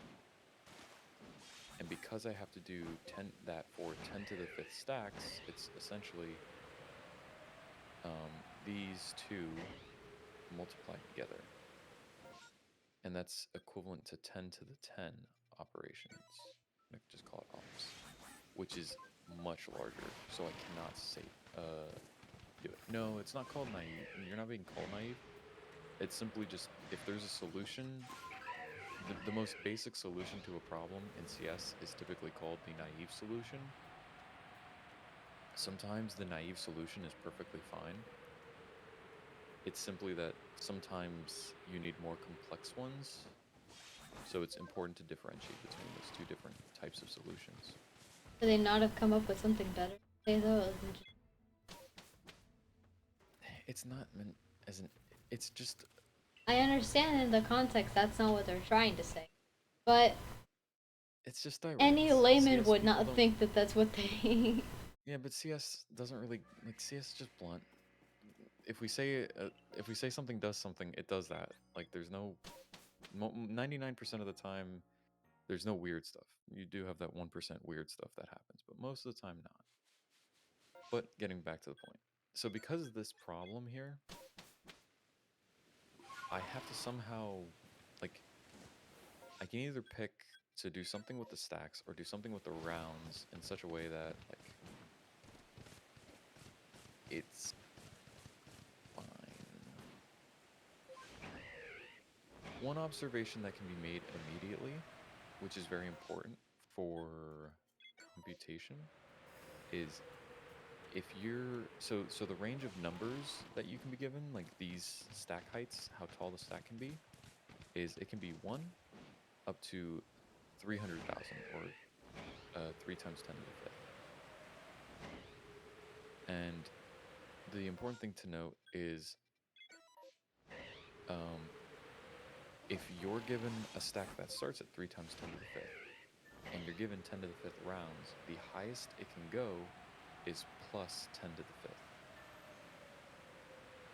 Because you only ever, like, the max you add per round is 1. You either add 1 or 0. So in the end, the highest it can be is 4 times 10 to the fifth. So if we ever want to do like some calculation on like all the numbers per stack, like per round per stack or something, the most we have to do is 4 times 10 to the fifth. So using that information, we can say, all right, so dividing this many operations by 4 times 10 to the fifth we'll say operations because you have to go over it that many times. So what can we do each time we go over one of those numbers? Well, that gives us oh,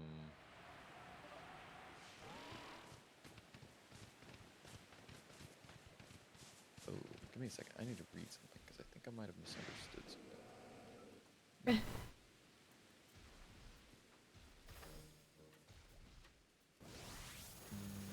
don't think so. This gives us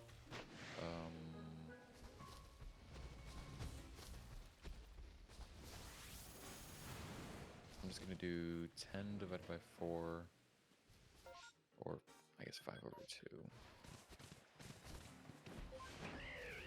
times 10 to the 2 operations. Ops.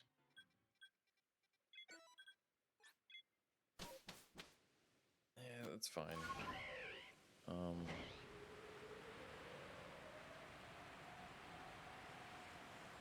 I did that correct, yeah. So essentially what we have is 5 over 2 is the same as 2.5 times 10 to the 2, which 10 to the 2 is 100, so it's 2 times 5 times 100, which is 250. So we could do something. We can do 250 operations per number at max. We can do slightly more, but I'm just being 10 to the 8th is a very safe bet.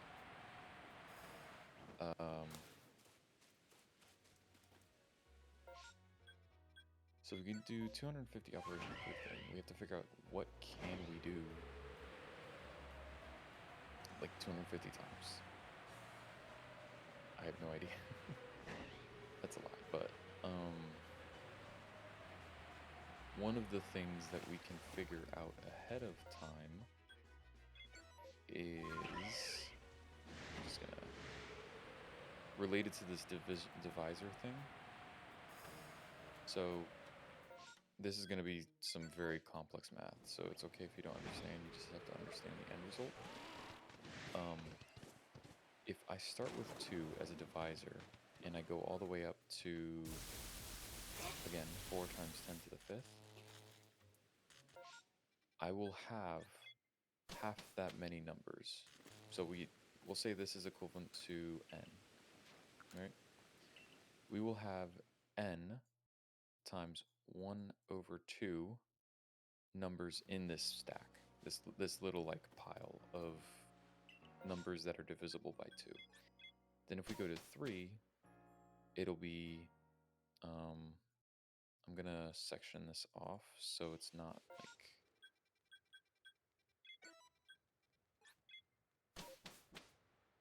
one over 3.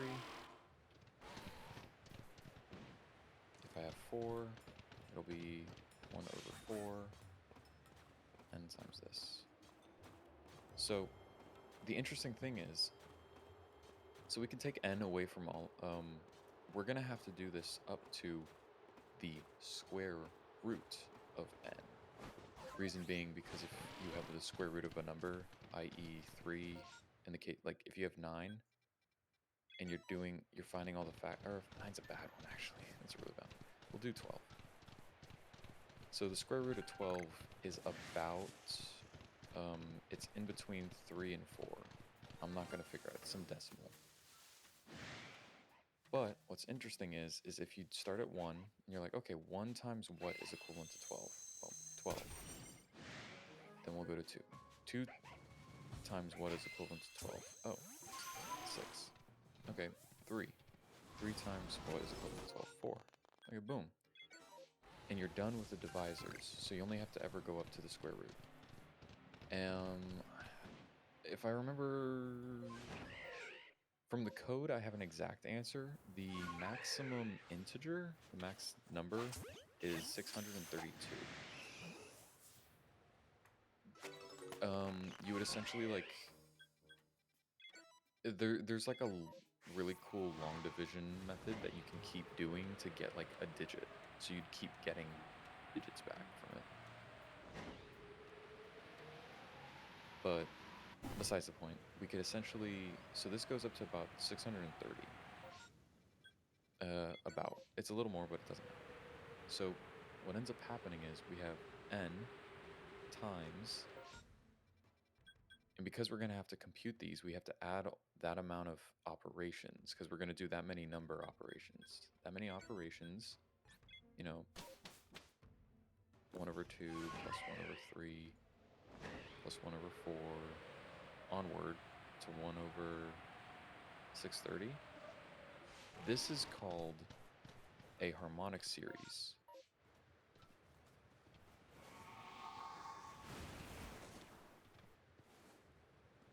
And what's interesting for us as computer scientists is that if you have a limit here, so you can rewrite that as I is equivalent to 2, because that's where you start, and you go up to 630.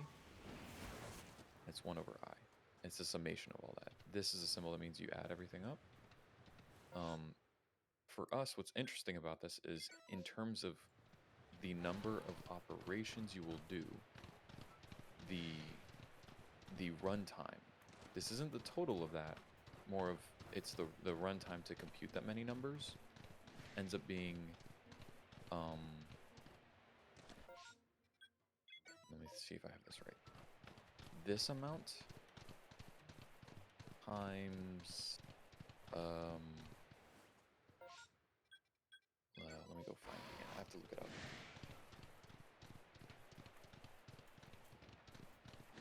Harmonic series mathematics.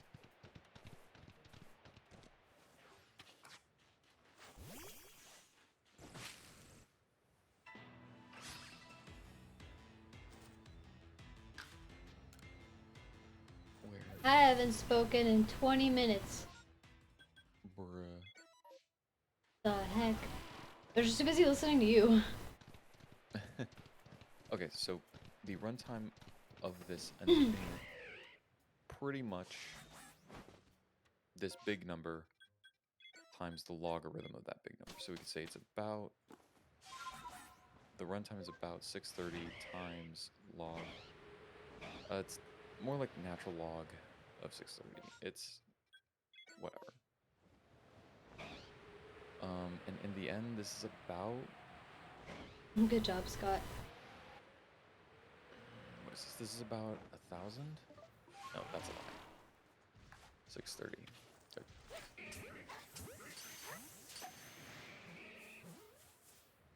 630, and we're gonna get the natural log, 6.4. So it's essentially like 630 times 6.4. That's a, which I'm gonna be lazy and just say this is 700, and this is 7. What? And yeah, I can do that because I want to. So it's 49, and I'm also gonna be lazy and say that's about 5,000. You're just teaching people to be lazy, but 5 times... Yeah, cool. I will teach them that forever. 5 times 10 to the third. So, because if you remember, we're multiplying this all by n, we can say that we're going to have to do this up to that amount. Right? So we're going to do 5.10 to the third times n. So 4 times 10 to the fifth times 5 times 10 to the third is equivalent to 20 times 10 to the eighth, which is a little more than we want because it's 2 times 10 to the ninth. However, if you remember, because I was lazy and pushed these up higher, it's actually less than that. So not as big of a deal. So we should still be in the realm of safety. Yeah, sigma. That's what this one is. It's fine. Oh, you think this one's bad? You think this one's bad, buddy? I'm gonna hit you with this one. Now you think that's pi, but no, it's big pi. What does big pi mean? You multiply all the numbers together. So if I wrote this, this means 2 times 3 times 4 times 5.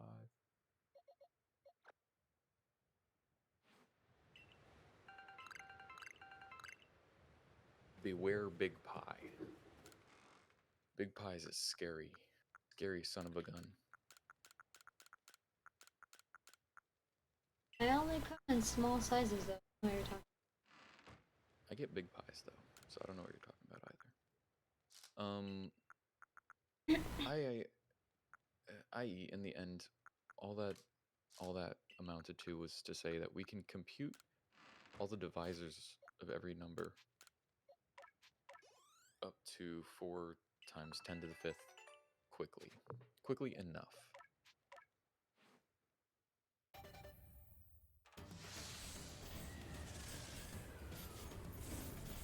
Any Zorak, baby!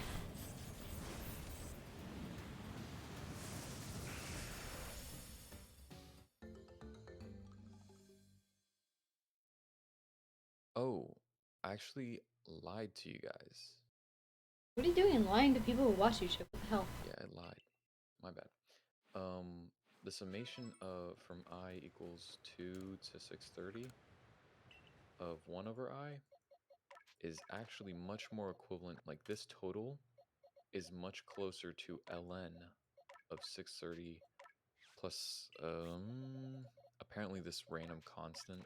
Lord have mercy on my soul for why it exists, but it just does. So in reality, the sum of this is actually closer to, like I said with the calculator, it was about 6.4. We add that, so it's about 7. So in reality, it would actually be 7 times 4 times 10 to the fifth, which is much nicer, clearly, you know. My bad. So uncool. It is. I was mega uncool with that. I put in an extra term. I multiplied an extra thing that wasn't necessary. So that's a much nicer turn. So we can do all that and have plenty of time to spare. That's not going to be of concern. So moving on from that, we can pre-compute all the divisors and not suffer any real big deal. And I've already done that. That's what the code for that looks like.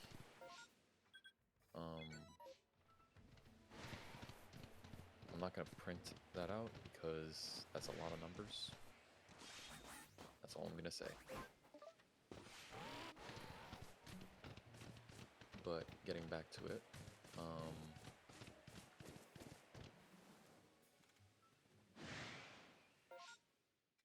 so once we have all the divisors, how can we, based on the hint from my friend, how can we pre-compute what stacks need to be altered? Well, any stack that has a, now there's code, yeah. Any stack that has that is divisible somewhere in the rounds. So what we could do is could...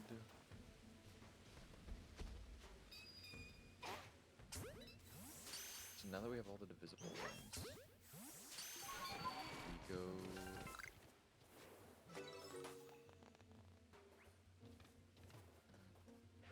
I guess something let's see, how could I do this? Okay, well, the first thing that I'm doing wrong, firstly, is I don't actually have to do all of them. See, for example, if I'm given a set of rounds, 2, 3, 4, 5, 6, I never have to compute all the numbers that are divisible by 7, because that's not of concern to us. So we can fix this up a bit and make this much nicer by instead doing a map from integer to vi, and we'll call it divisors. Do the same thing. And instead of doing everything here, what we're going to do is, firstly, we're going to read in our information ahead of time now. A map is a... Don't worry, Scott, I can't see what he's doing, therefore I literally can't follow any of... So a map is this data structure that it essentially has a key value pair. And what occurs is each key that you plug in to look, so essentially have like two different realms, two workspaces. You have keys and values. And a key here will map to a value here, and you're able to map the keys onto specific values. So for example, if let's say I wanted to count frequencies of numbers. If I have 100,000 numbers and they're just random numbers and I want to count the frequency of every number, I can use a map to say, okay, 1. We'll say 1 starts at 0, 2 starts at 0, and 3. We'll say the numbers in the amount of... No, that's a different type of map. This is more... This map is referring to mapping, the act of mapping one value to another. Functions map values to other values. You plug a value into a function and you get a different value out. So let's say we limit it to like 1, 2, 3. So as we count... Nah, I do too. That is a good one. You should tell that to Camel Pie. She'll enjoy that one. What? So as we count the numbers, we will increment the value that the key refers to. So we'd say, okay, 1, if 50,000 of the 100,000 are 1s, well, we'll say 1 refers to 50,000. If 2 is like 30,000, we'll say there's 30,000 entries, and then obviously there's only 20,000 left for 3. At this point, if someone asks us how many 1s there are, we could use our map to just take it in, the 1 in, and tell them 50. If they want to know 3, like how many 3s are in there, they plug the 3 in, we return the 20. So what I'm doing is I'm saying, for each one of these numbers that's unique, I will compute, I will store the value, in this case, will actually be an array storing like all of the numbers that are divisible, so on and so forth. So going back to the point, we have collected this all, and then what we'll do is for each round,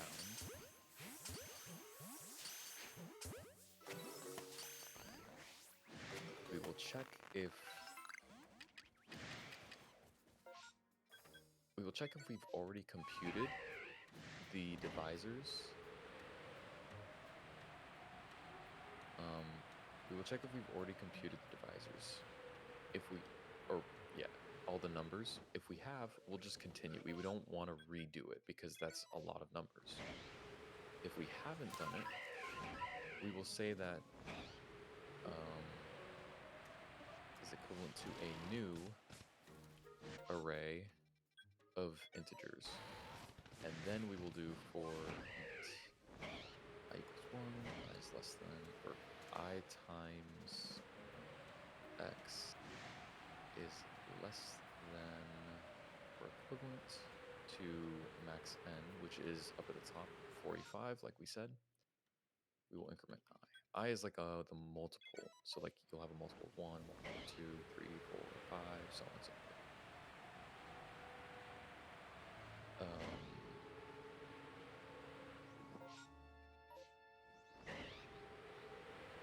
We will push back I times x. And to see how that looks for our test case, we will go for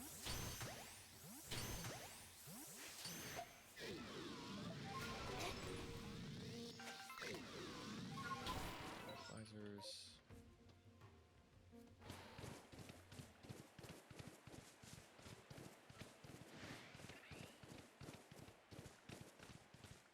Ooh, that's gonna be a lot.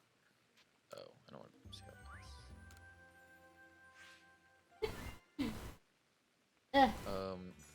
Are these variables? Yeah, these are all variables. So if we run this, am I gonna get any errors? I might. No? Okay. So let's say I have the amount of buckets doesn't matter. We'll say we have 3 rounds and the buckets are 1, 2, 3, 4, 5. That again, they don't matter. The number of round or the divisors for each round, I want to make them big because I don't want to have a lot. We'll say one of them is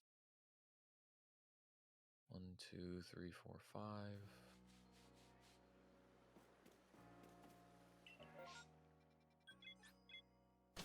We'll do these 3. Yeah.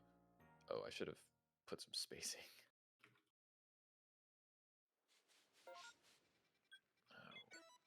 One bucket, 3 rounds. It's 1.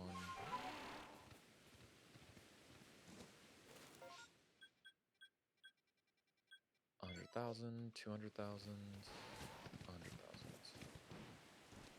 And again, I messed up formatting. Don't mind me.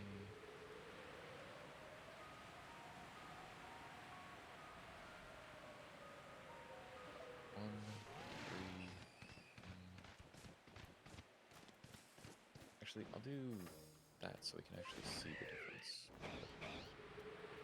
So as you can see, even though we have 2 100,000s as divisors, we only have 1 key in our divisors thing for that. And it stores the numbers that are divisible by it up until the max number. So that's what's stored in there data-wise. The reason why I printed this really tiny version is because the numbers are so big, there's a few numbers that are divisible by it underneath max n.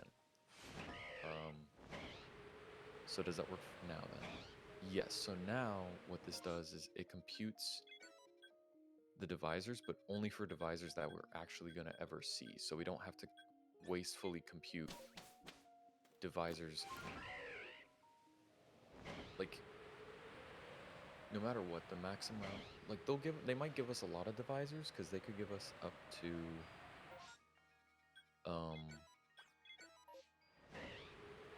ooh, yeah.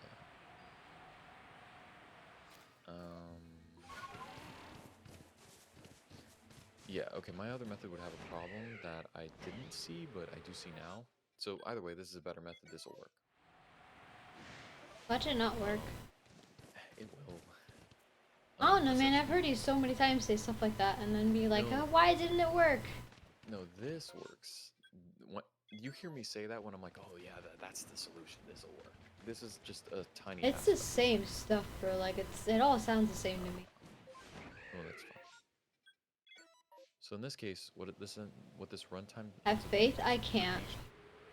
For each unique divisor, of which worst case scenario, there's 10 to the 5th, because that's the number of rounds, we will compute their divisors, like that, which, again, we already computed, like, the...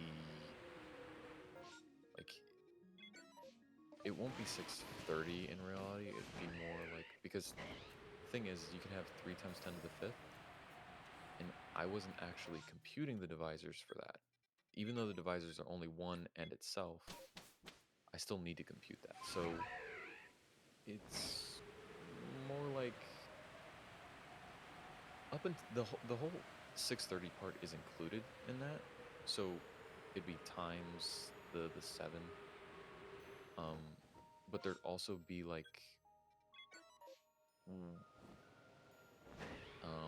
that only works for like 630 of them. For the other divisors,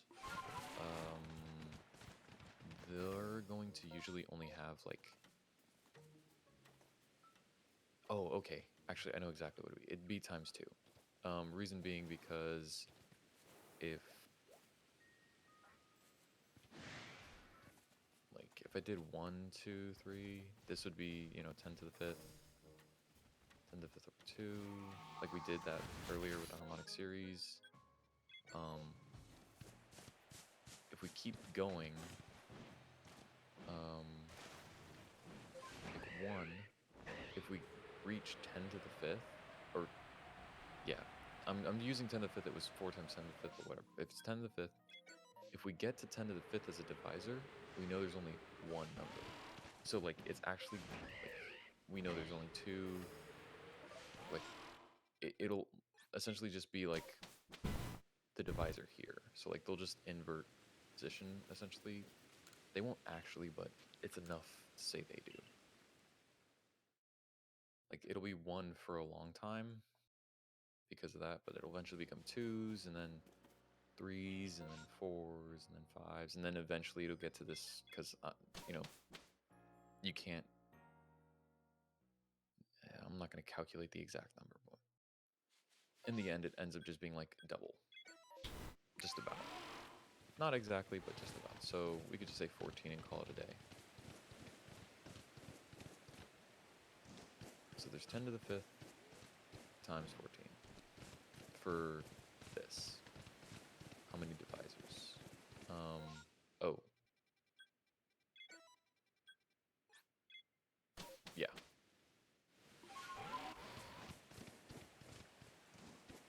Should be. My math might be wrong, but it won't be worse than the other method. It'll be better than the other method, no matter what. So, now that we have that, we have the divisors for each round. So if we go back to here and we say we have 2, 11, 4, 13, and 2 again, we already know all the numbers that'll get divided by. How do we figure out which...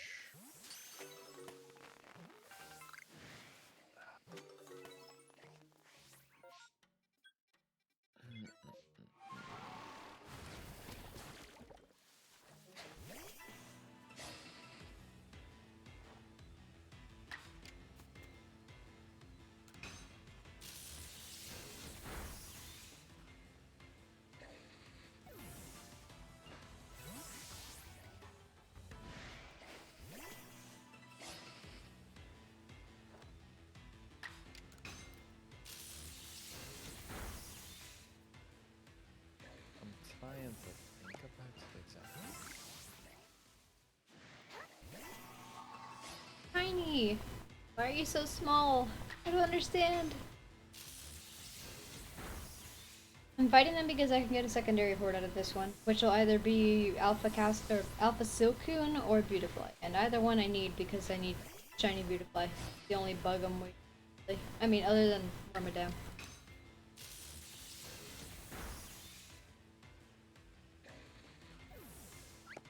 Never mind, there's a lot of bugs I'm missing.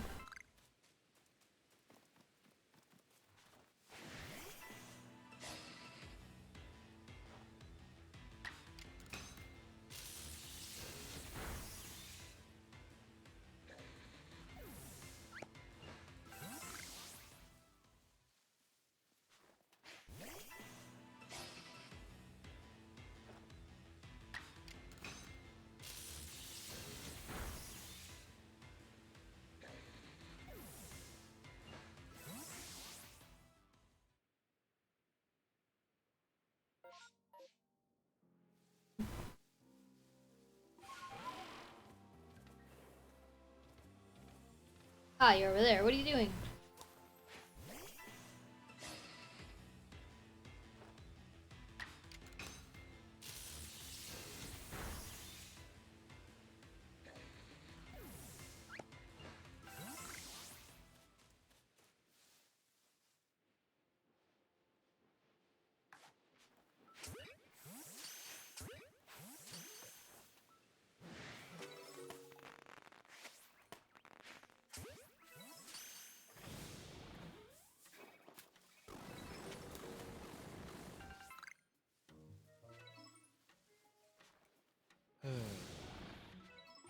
Too much math. Brain hurty.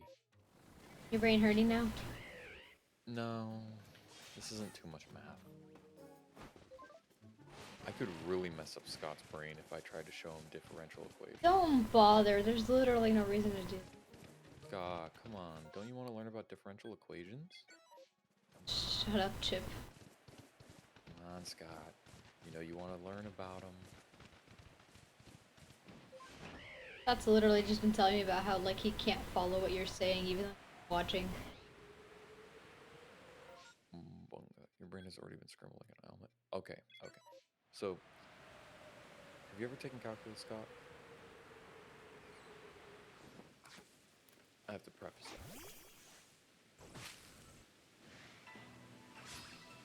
that. Okay, then I shouldn't do this then, because even if I tried to show you it, it wouldn't. I could show you. I could just talk about calculus. Calculus is cool. So like you have this idea of let's take a curve. So let's say we have the function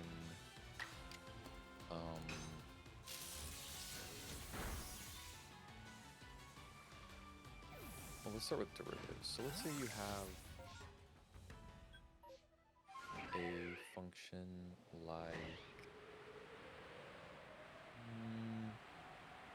okay, what yeah, we'll just do a straight line. So what's a derivative? So like let's say this is a line representing y equals mx plus b, right? You start wherever and you go in a straight line onward forever. A derivative is the rate of change at a given point. So at any point on this line, due to the way it looks, the rate of change is always the same. It's just m. So the derivative, which is marked as like this little prime, they call it prime. It's an apostrophe, but it's called prime. That means this function is equivalent to m. And if I used a function like this, we'll say this is y is equivalent to mx squared plus b.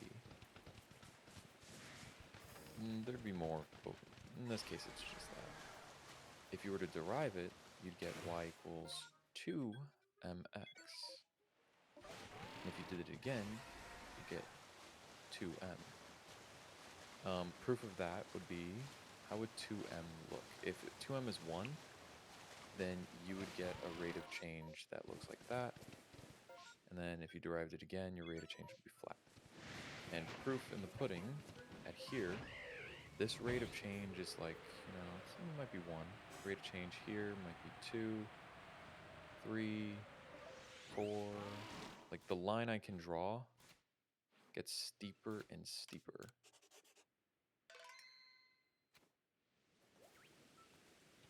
No, it's just rates. M is a variable. If I said like 3. Yeah. You don't know what they mean? Oh boy. Those are, y equals mx plus b is like the standard slope equation.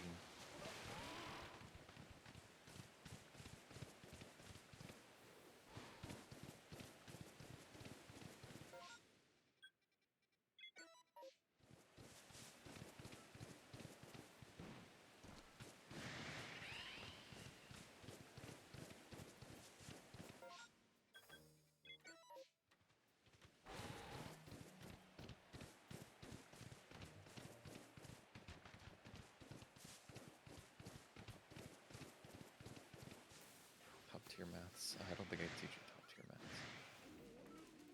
But here, let's do a more formal graph.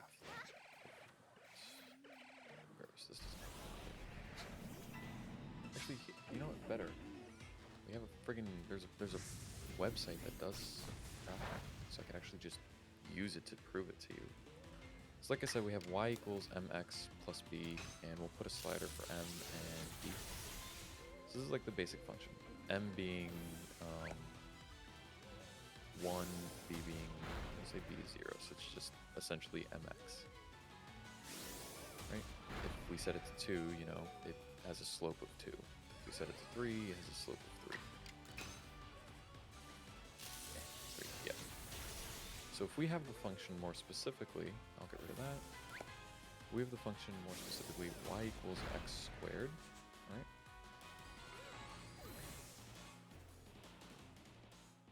At y at x equals 1, if we looked to the left and to the right, we could say that the rate of change here is pretty much 1.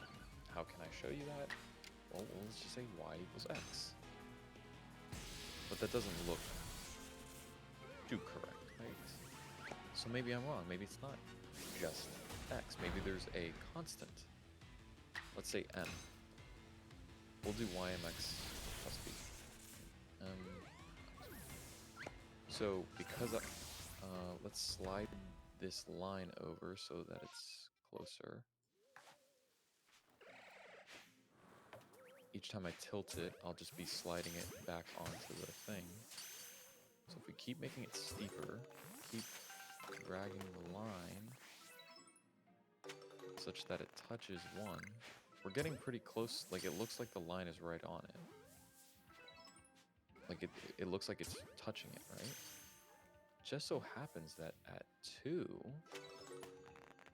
it is. It's right up against it. Okay, well, what if I did another one at 2? So if we look at 2, if I try to, if I'm like, oh, okay, we'll just use y equals, and I'll say it's 2 now, that we said 2 works for,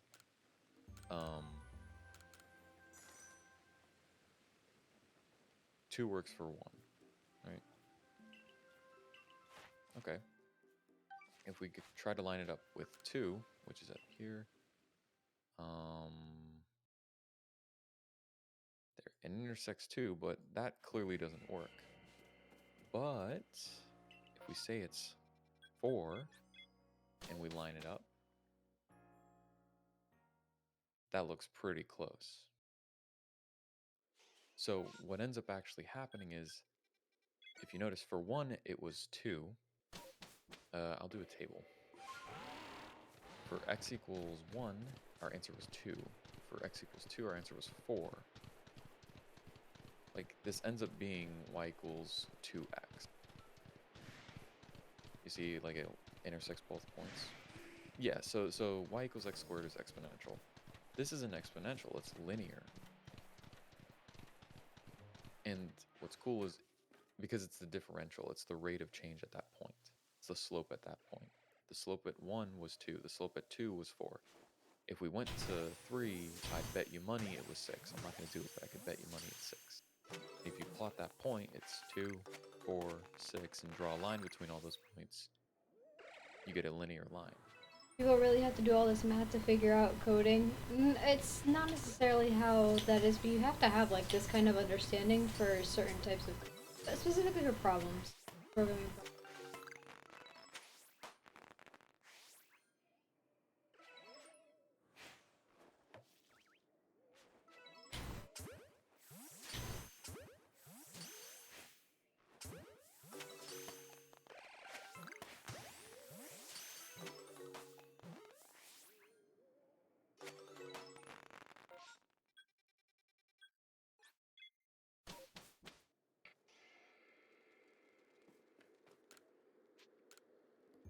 Yeah, so like, calculus isn't something that like you run into in your everyday, but as like a computer scientist, you run into like, there are many problems that do use calculus. Or more appropriately, you might be given a complex function and a computer cannot do that sometimes.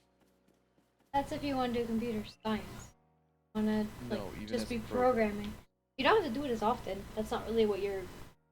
No, It based on or depends on what anything. job you're working on. Exactly. So if you're just, Yeah, like making it games and depends on stuff, what you don't have job to you're deal with on. that. No, no, that's a lie. Games specifically, you will do a lot of this math. Depends on the Um, games. any game. Not true. Yes, any game. I'm As not someone who kidding. has made games, I can tell you that that's true. It depends on the kinds of games. Okay.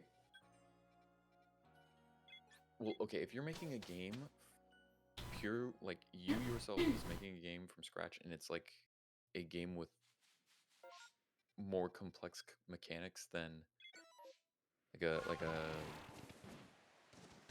maybe a game jam or something that like someone's going to play for a few hours, right? And you want to do like very high quality checking and stuff. Like if you have a store where you have items that increase in ability but also increase in cost, a good way of checking that is using calculus to make sure that the player's current income at the location they're at matches some rate of time for them to get there. But you also have to take into account Or what you they've could just been make to it distance previously. based. Huh? You could just make it distance based and avoid that altogether. No, it's not distance based. We're not talking I'm about how saying far you are I'm from me. saying you can make it distance. What do you mean distance based? One sec. Bruh.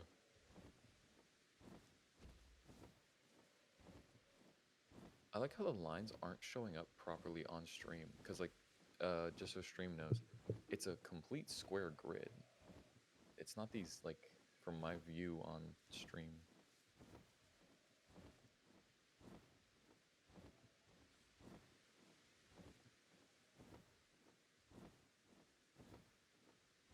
My voice was just dying. It's still kind of dying. Sounds bad.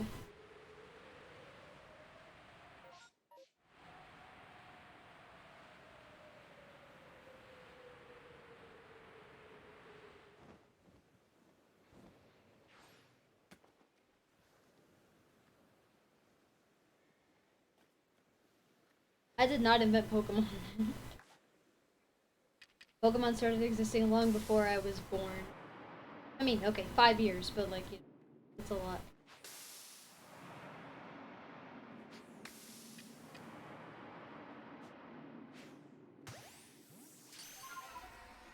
Unfortunately, computers are smarter than God. Computers, the definition of smart depends on what you're attempting to do. Can it solve a problem faster than you? Sure, but can it come up to a solution? Can it come up with a solution to a problem it has never seen before? Most often not. Granted, now there's machine learning, and that brings in a whole new level of what? What do you mean?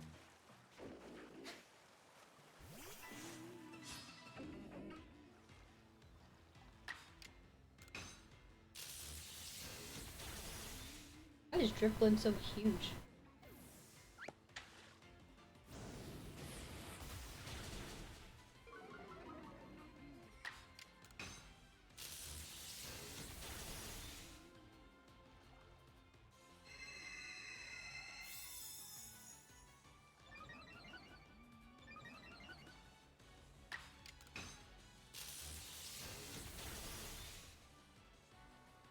Is Drifblim a balloon? Yeah, it's the balloon Pokemon. Drifblim is like a hot air balloon thing.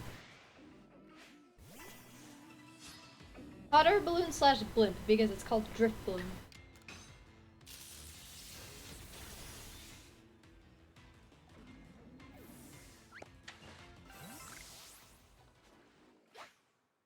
Can you though? Exactly. I mean, yeah, you could come up with a solution to a problem you've never seen. It's been proven that humans can do that. Yeah, because hot air Are you not balloons human, Scott? or anything. Hmm?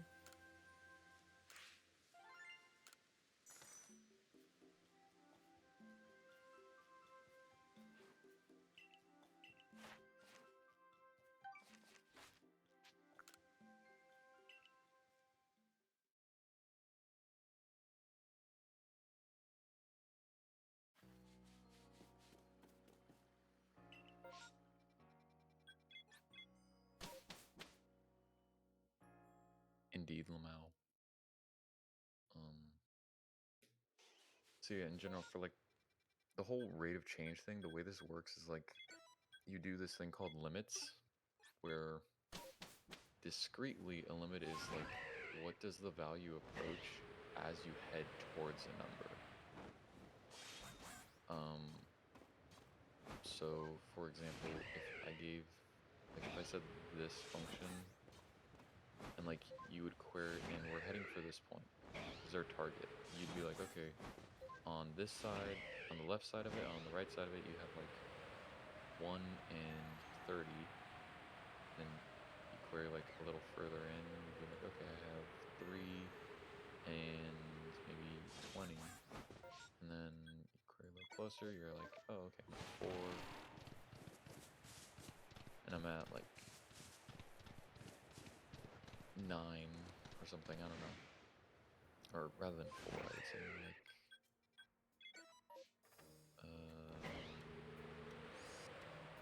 I guess to make things easier, 7. Like once you get so close to it, you just know what number it is. And you'd be like, okay, but why can't I just pick the number? There are functions that people do. For example, okay, let's do this. So if I gave you the function 1 over x, 8.0, yeah. But if I gave you the function 1 over x, right? Y equals 1 over x. If I asked you, okay, what is the value of the function at 0? You can't plug that in.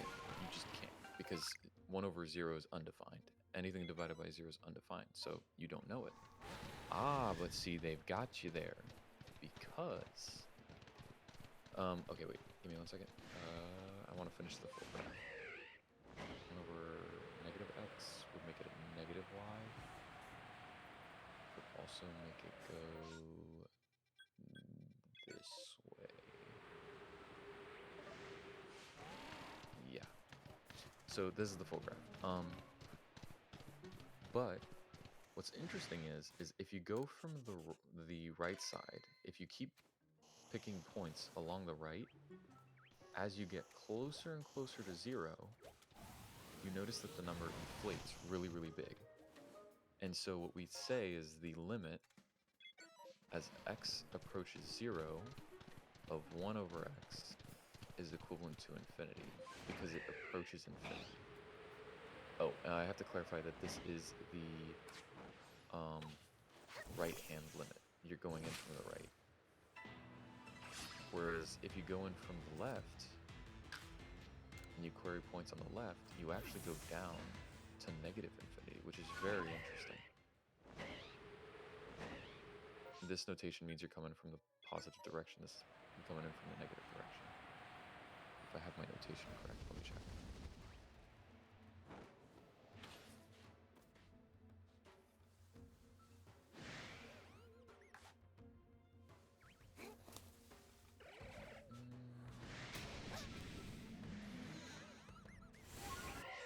Oh man, this is a lot. No, this is related to right side limit. Perfect. Okay, I do have the notation right. This is related to just stuff you have to use to compute like runtime sometimes, which is important for coding challenges because you have to know how fast you're going or what you're doing.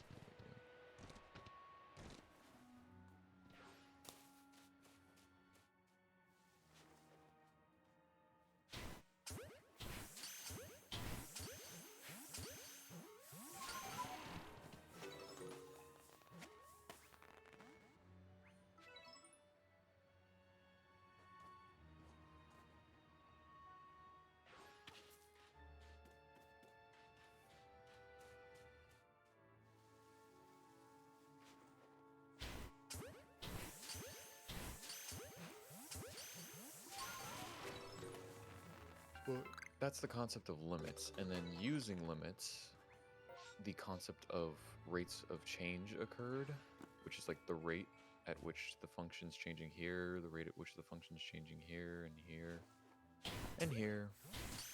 came to be. I'm just gonna do some history rather than try to teach you because I'm not qualified nor this requires a semester to learn. So I'm just gonna teach you like some of the history while I'm waiting on. Wait, why are you While I'm teaching him conversing. Calc 1? Because I'm bored. I'm waiting on responses because I'm conversing with a friend on this problem. No, I know, but like, I don't know. I don't know. Calc's interesting. It's useful. No, it's useful, Is it? yeah, interesting, it is not. Oh, excuse you. Clearly not. My bad. It's not interesting. Totally not. um.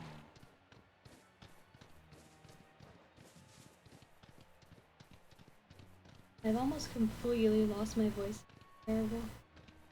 Oh no. Why? Because I'm sick. Yucky. Trying to think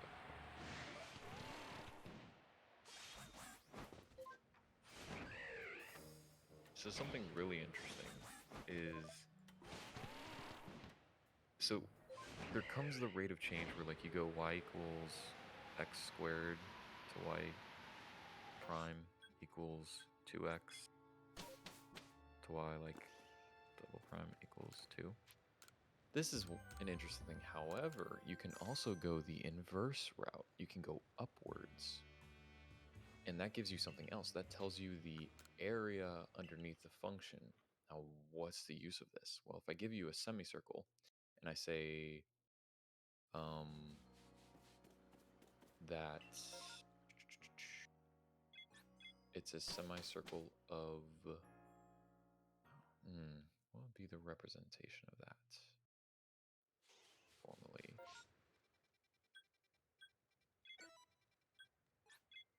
Let me look that up. I'm bored. I'm too lazy to do it. Semicircle formula.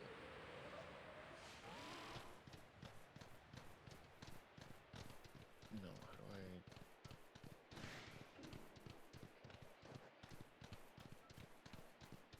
No,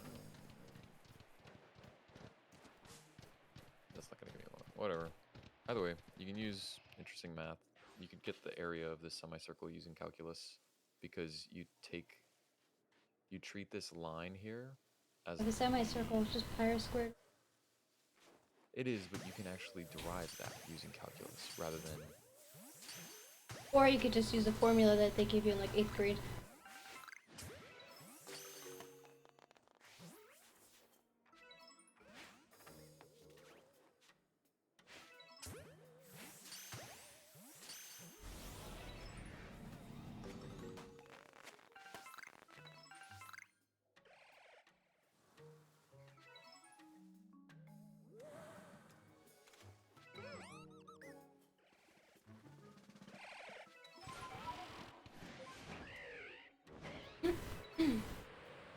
I'm sorry, my voice sounds like such a butt right now.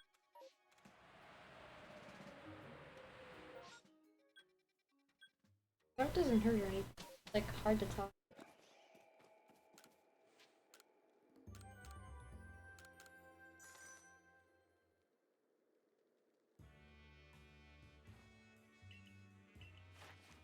Hmm.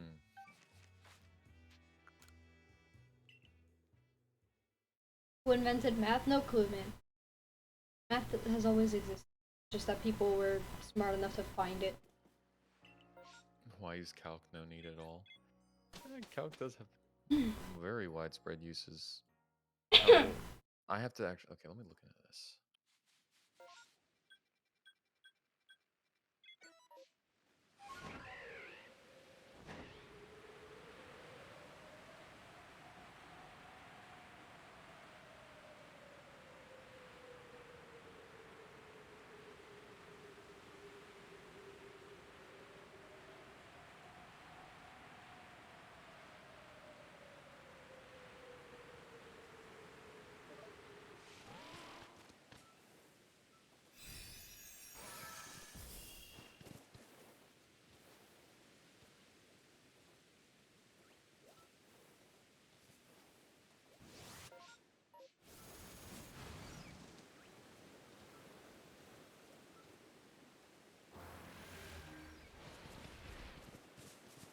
So to give you an idea of how freaking crazy people are getting,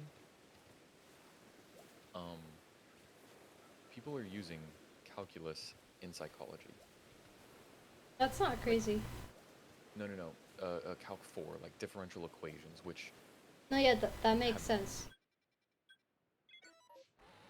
I don't know, fam. How does that just make sense? And I thought you were just saying it's not that useful. No, I said it's not that interesting. I specifically said I never said it's not useful. What the I just don't find Calc 1 interesting because I already learned it. And I just think it's trivial.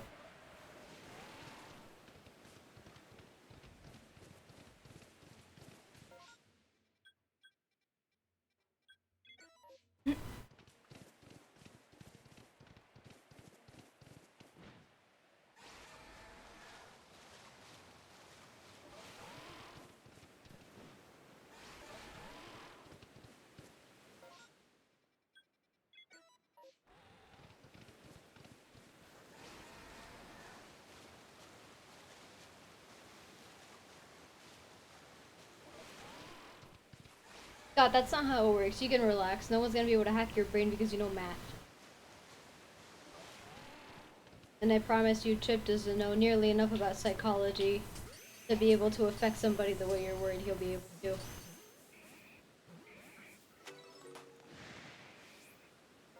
I only caught one.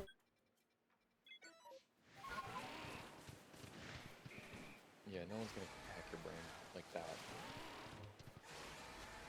It's the same concept as like people think. I'm not gonna bring that up. I almost stepped into blue. Good job, Chip. Good job. I don't even know what the topic is, but good job. No worries.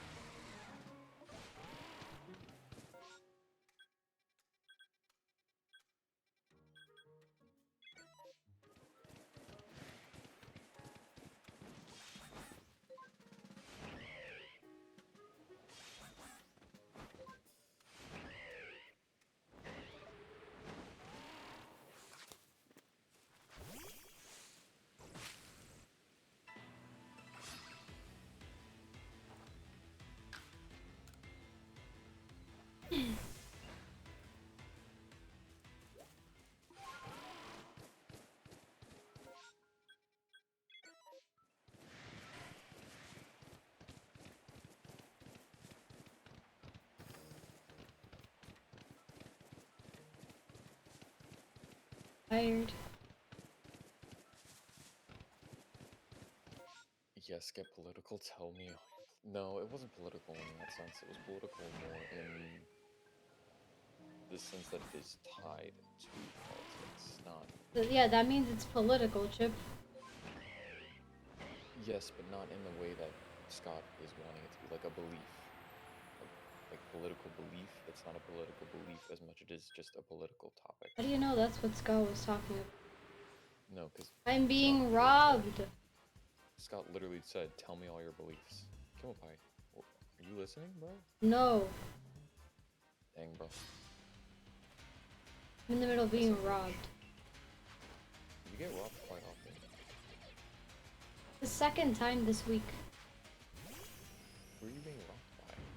Coin.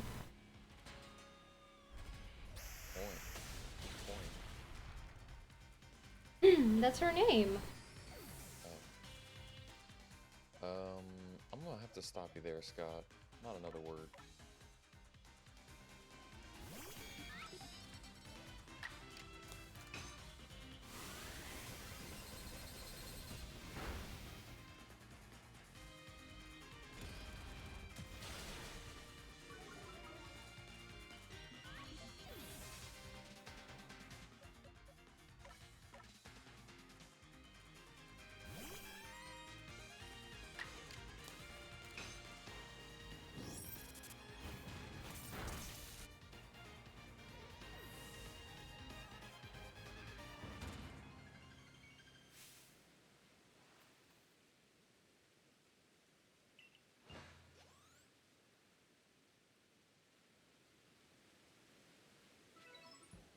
idle games. We're playing an idle game now.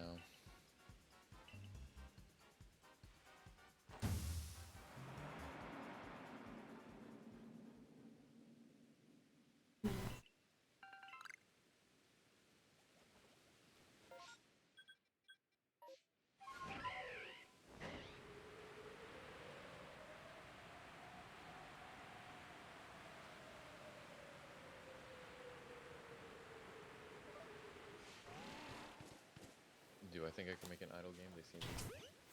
Don't know. I don't know about that, Chief.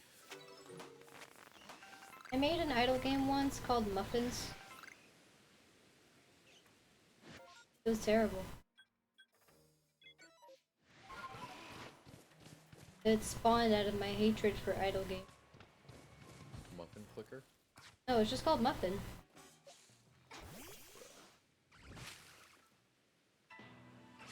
The Hey Girls Muffin Maker.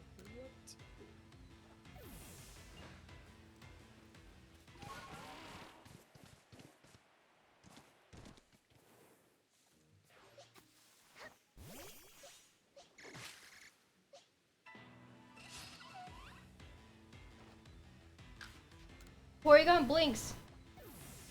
Oh no. I did not want to know that. He blinks. But you have, like... Oh, your eyes are hexagons. How do you blink? It's like a camera shutter.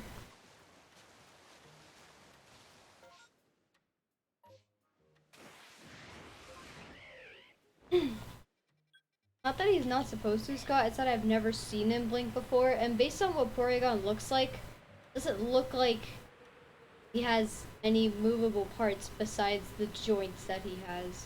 Not even joints. The separate pieces can move independent from each other. But like, you never see a Porygon like open its mouth.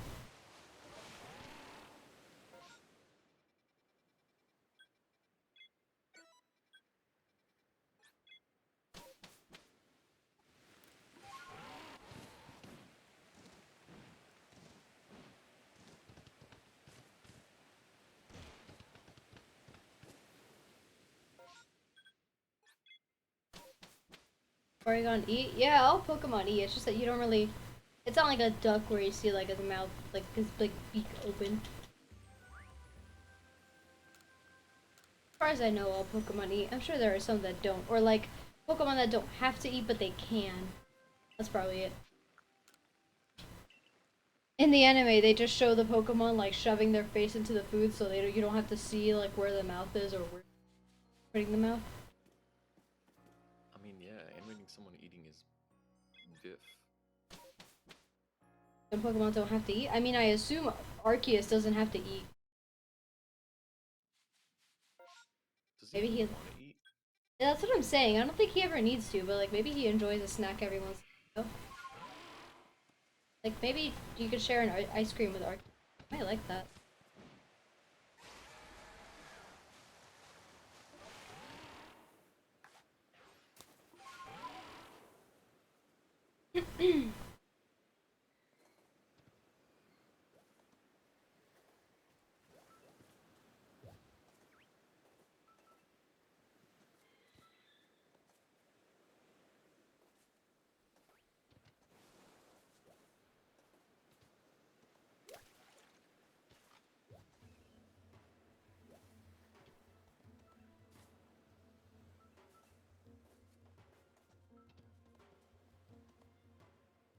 I mean, I don't know. I'm pretty sure there's...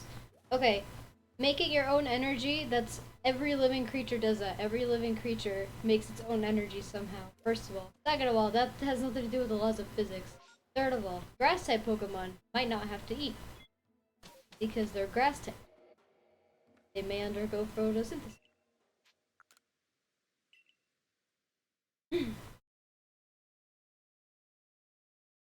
It can't be created out of nothing, but things can be converted into energy.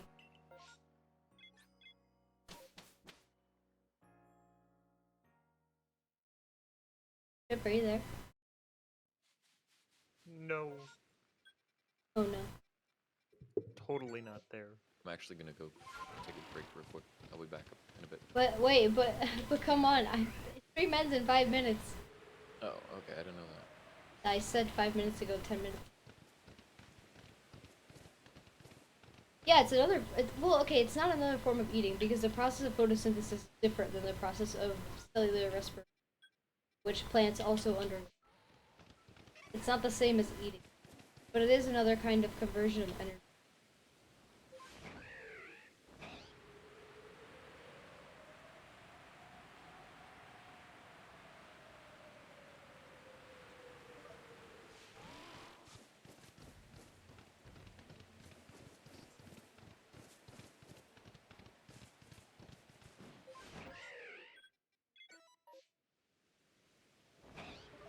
Finish up this last outbreak,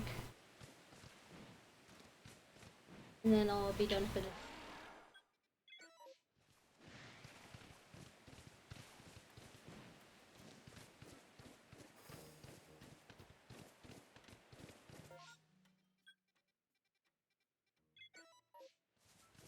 Only 80 more to go. Exactly! Yeah, we almost found enough shinies today to make up for yesterday as well.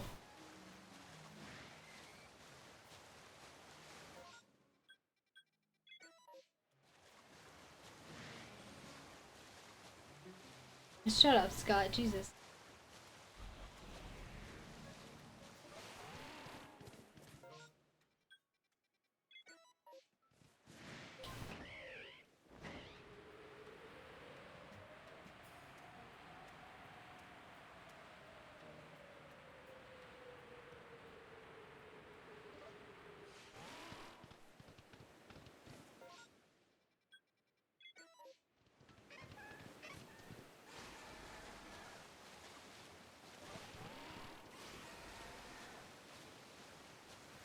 You almost learned math. Yeah, almost.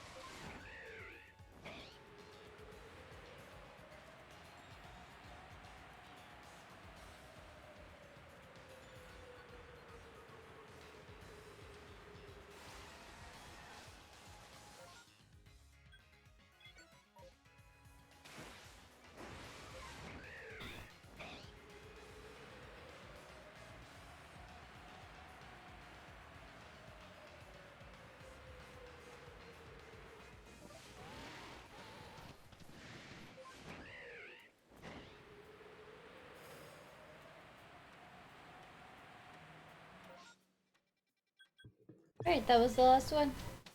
We got 4 shinies today, which is a lot better than yesterday and even better than the first day where I thought we were having like the most insane amount of luck. That's good, that's good. Hopefully I'm feeling better tomorrow because I don't want voice crap bothering me. So that'll be it for today. Thanks so much for watching. I should be back to streaming tomorrow. If I'm feeling worse than today to the point that I can't really talk or it's painful to talk, then like, I'll let you guys know and just wait until Tuesday to stream again.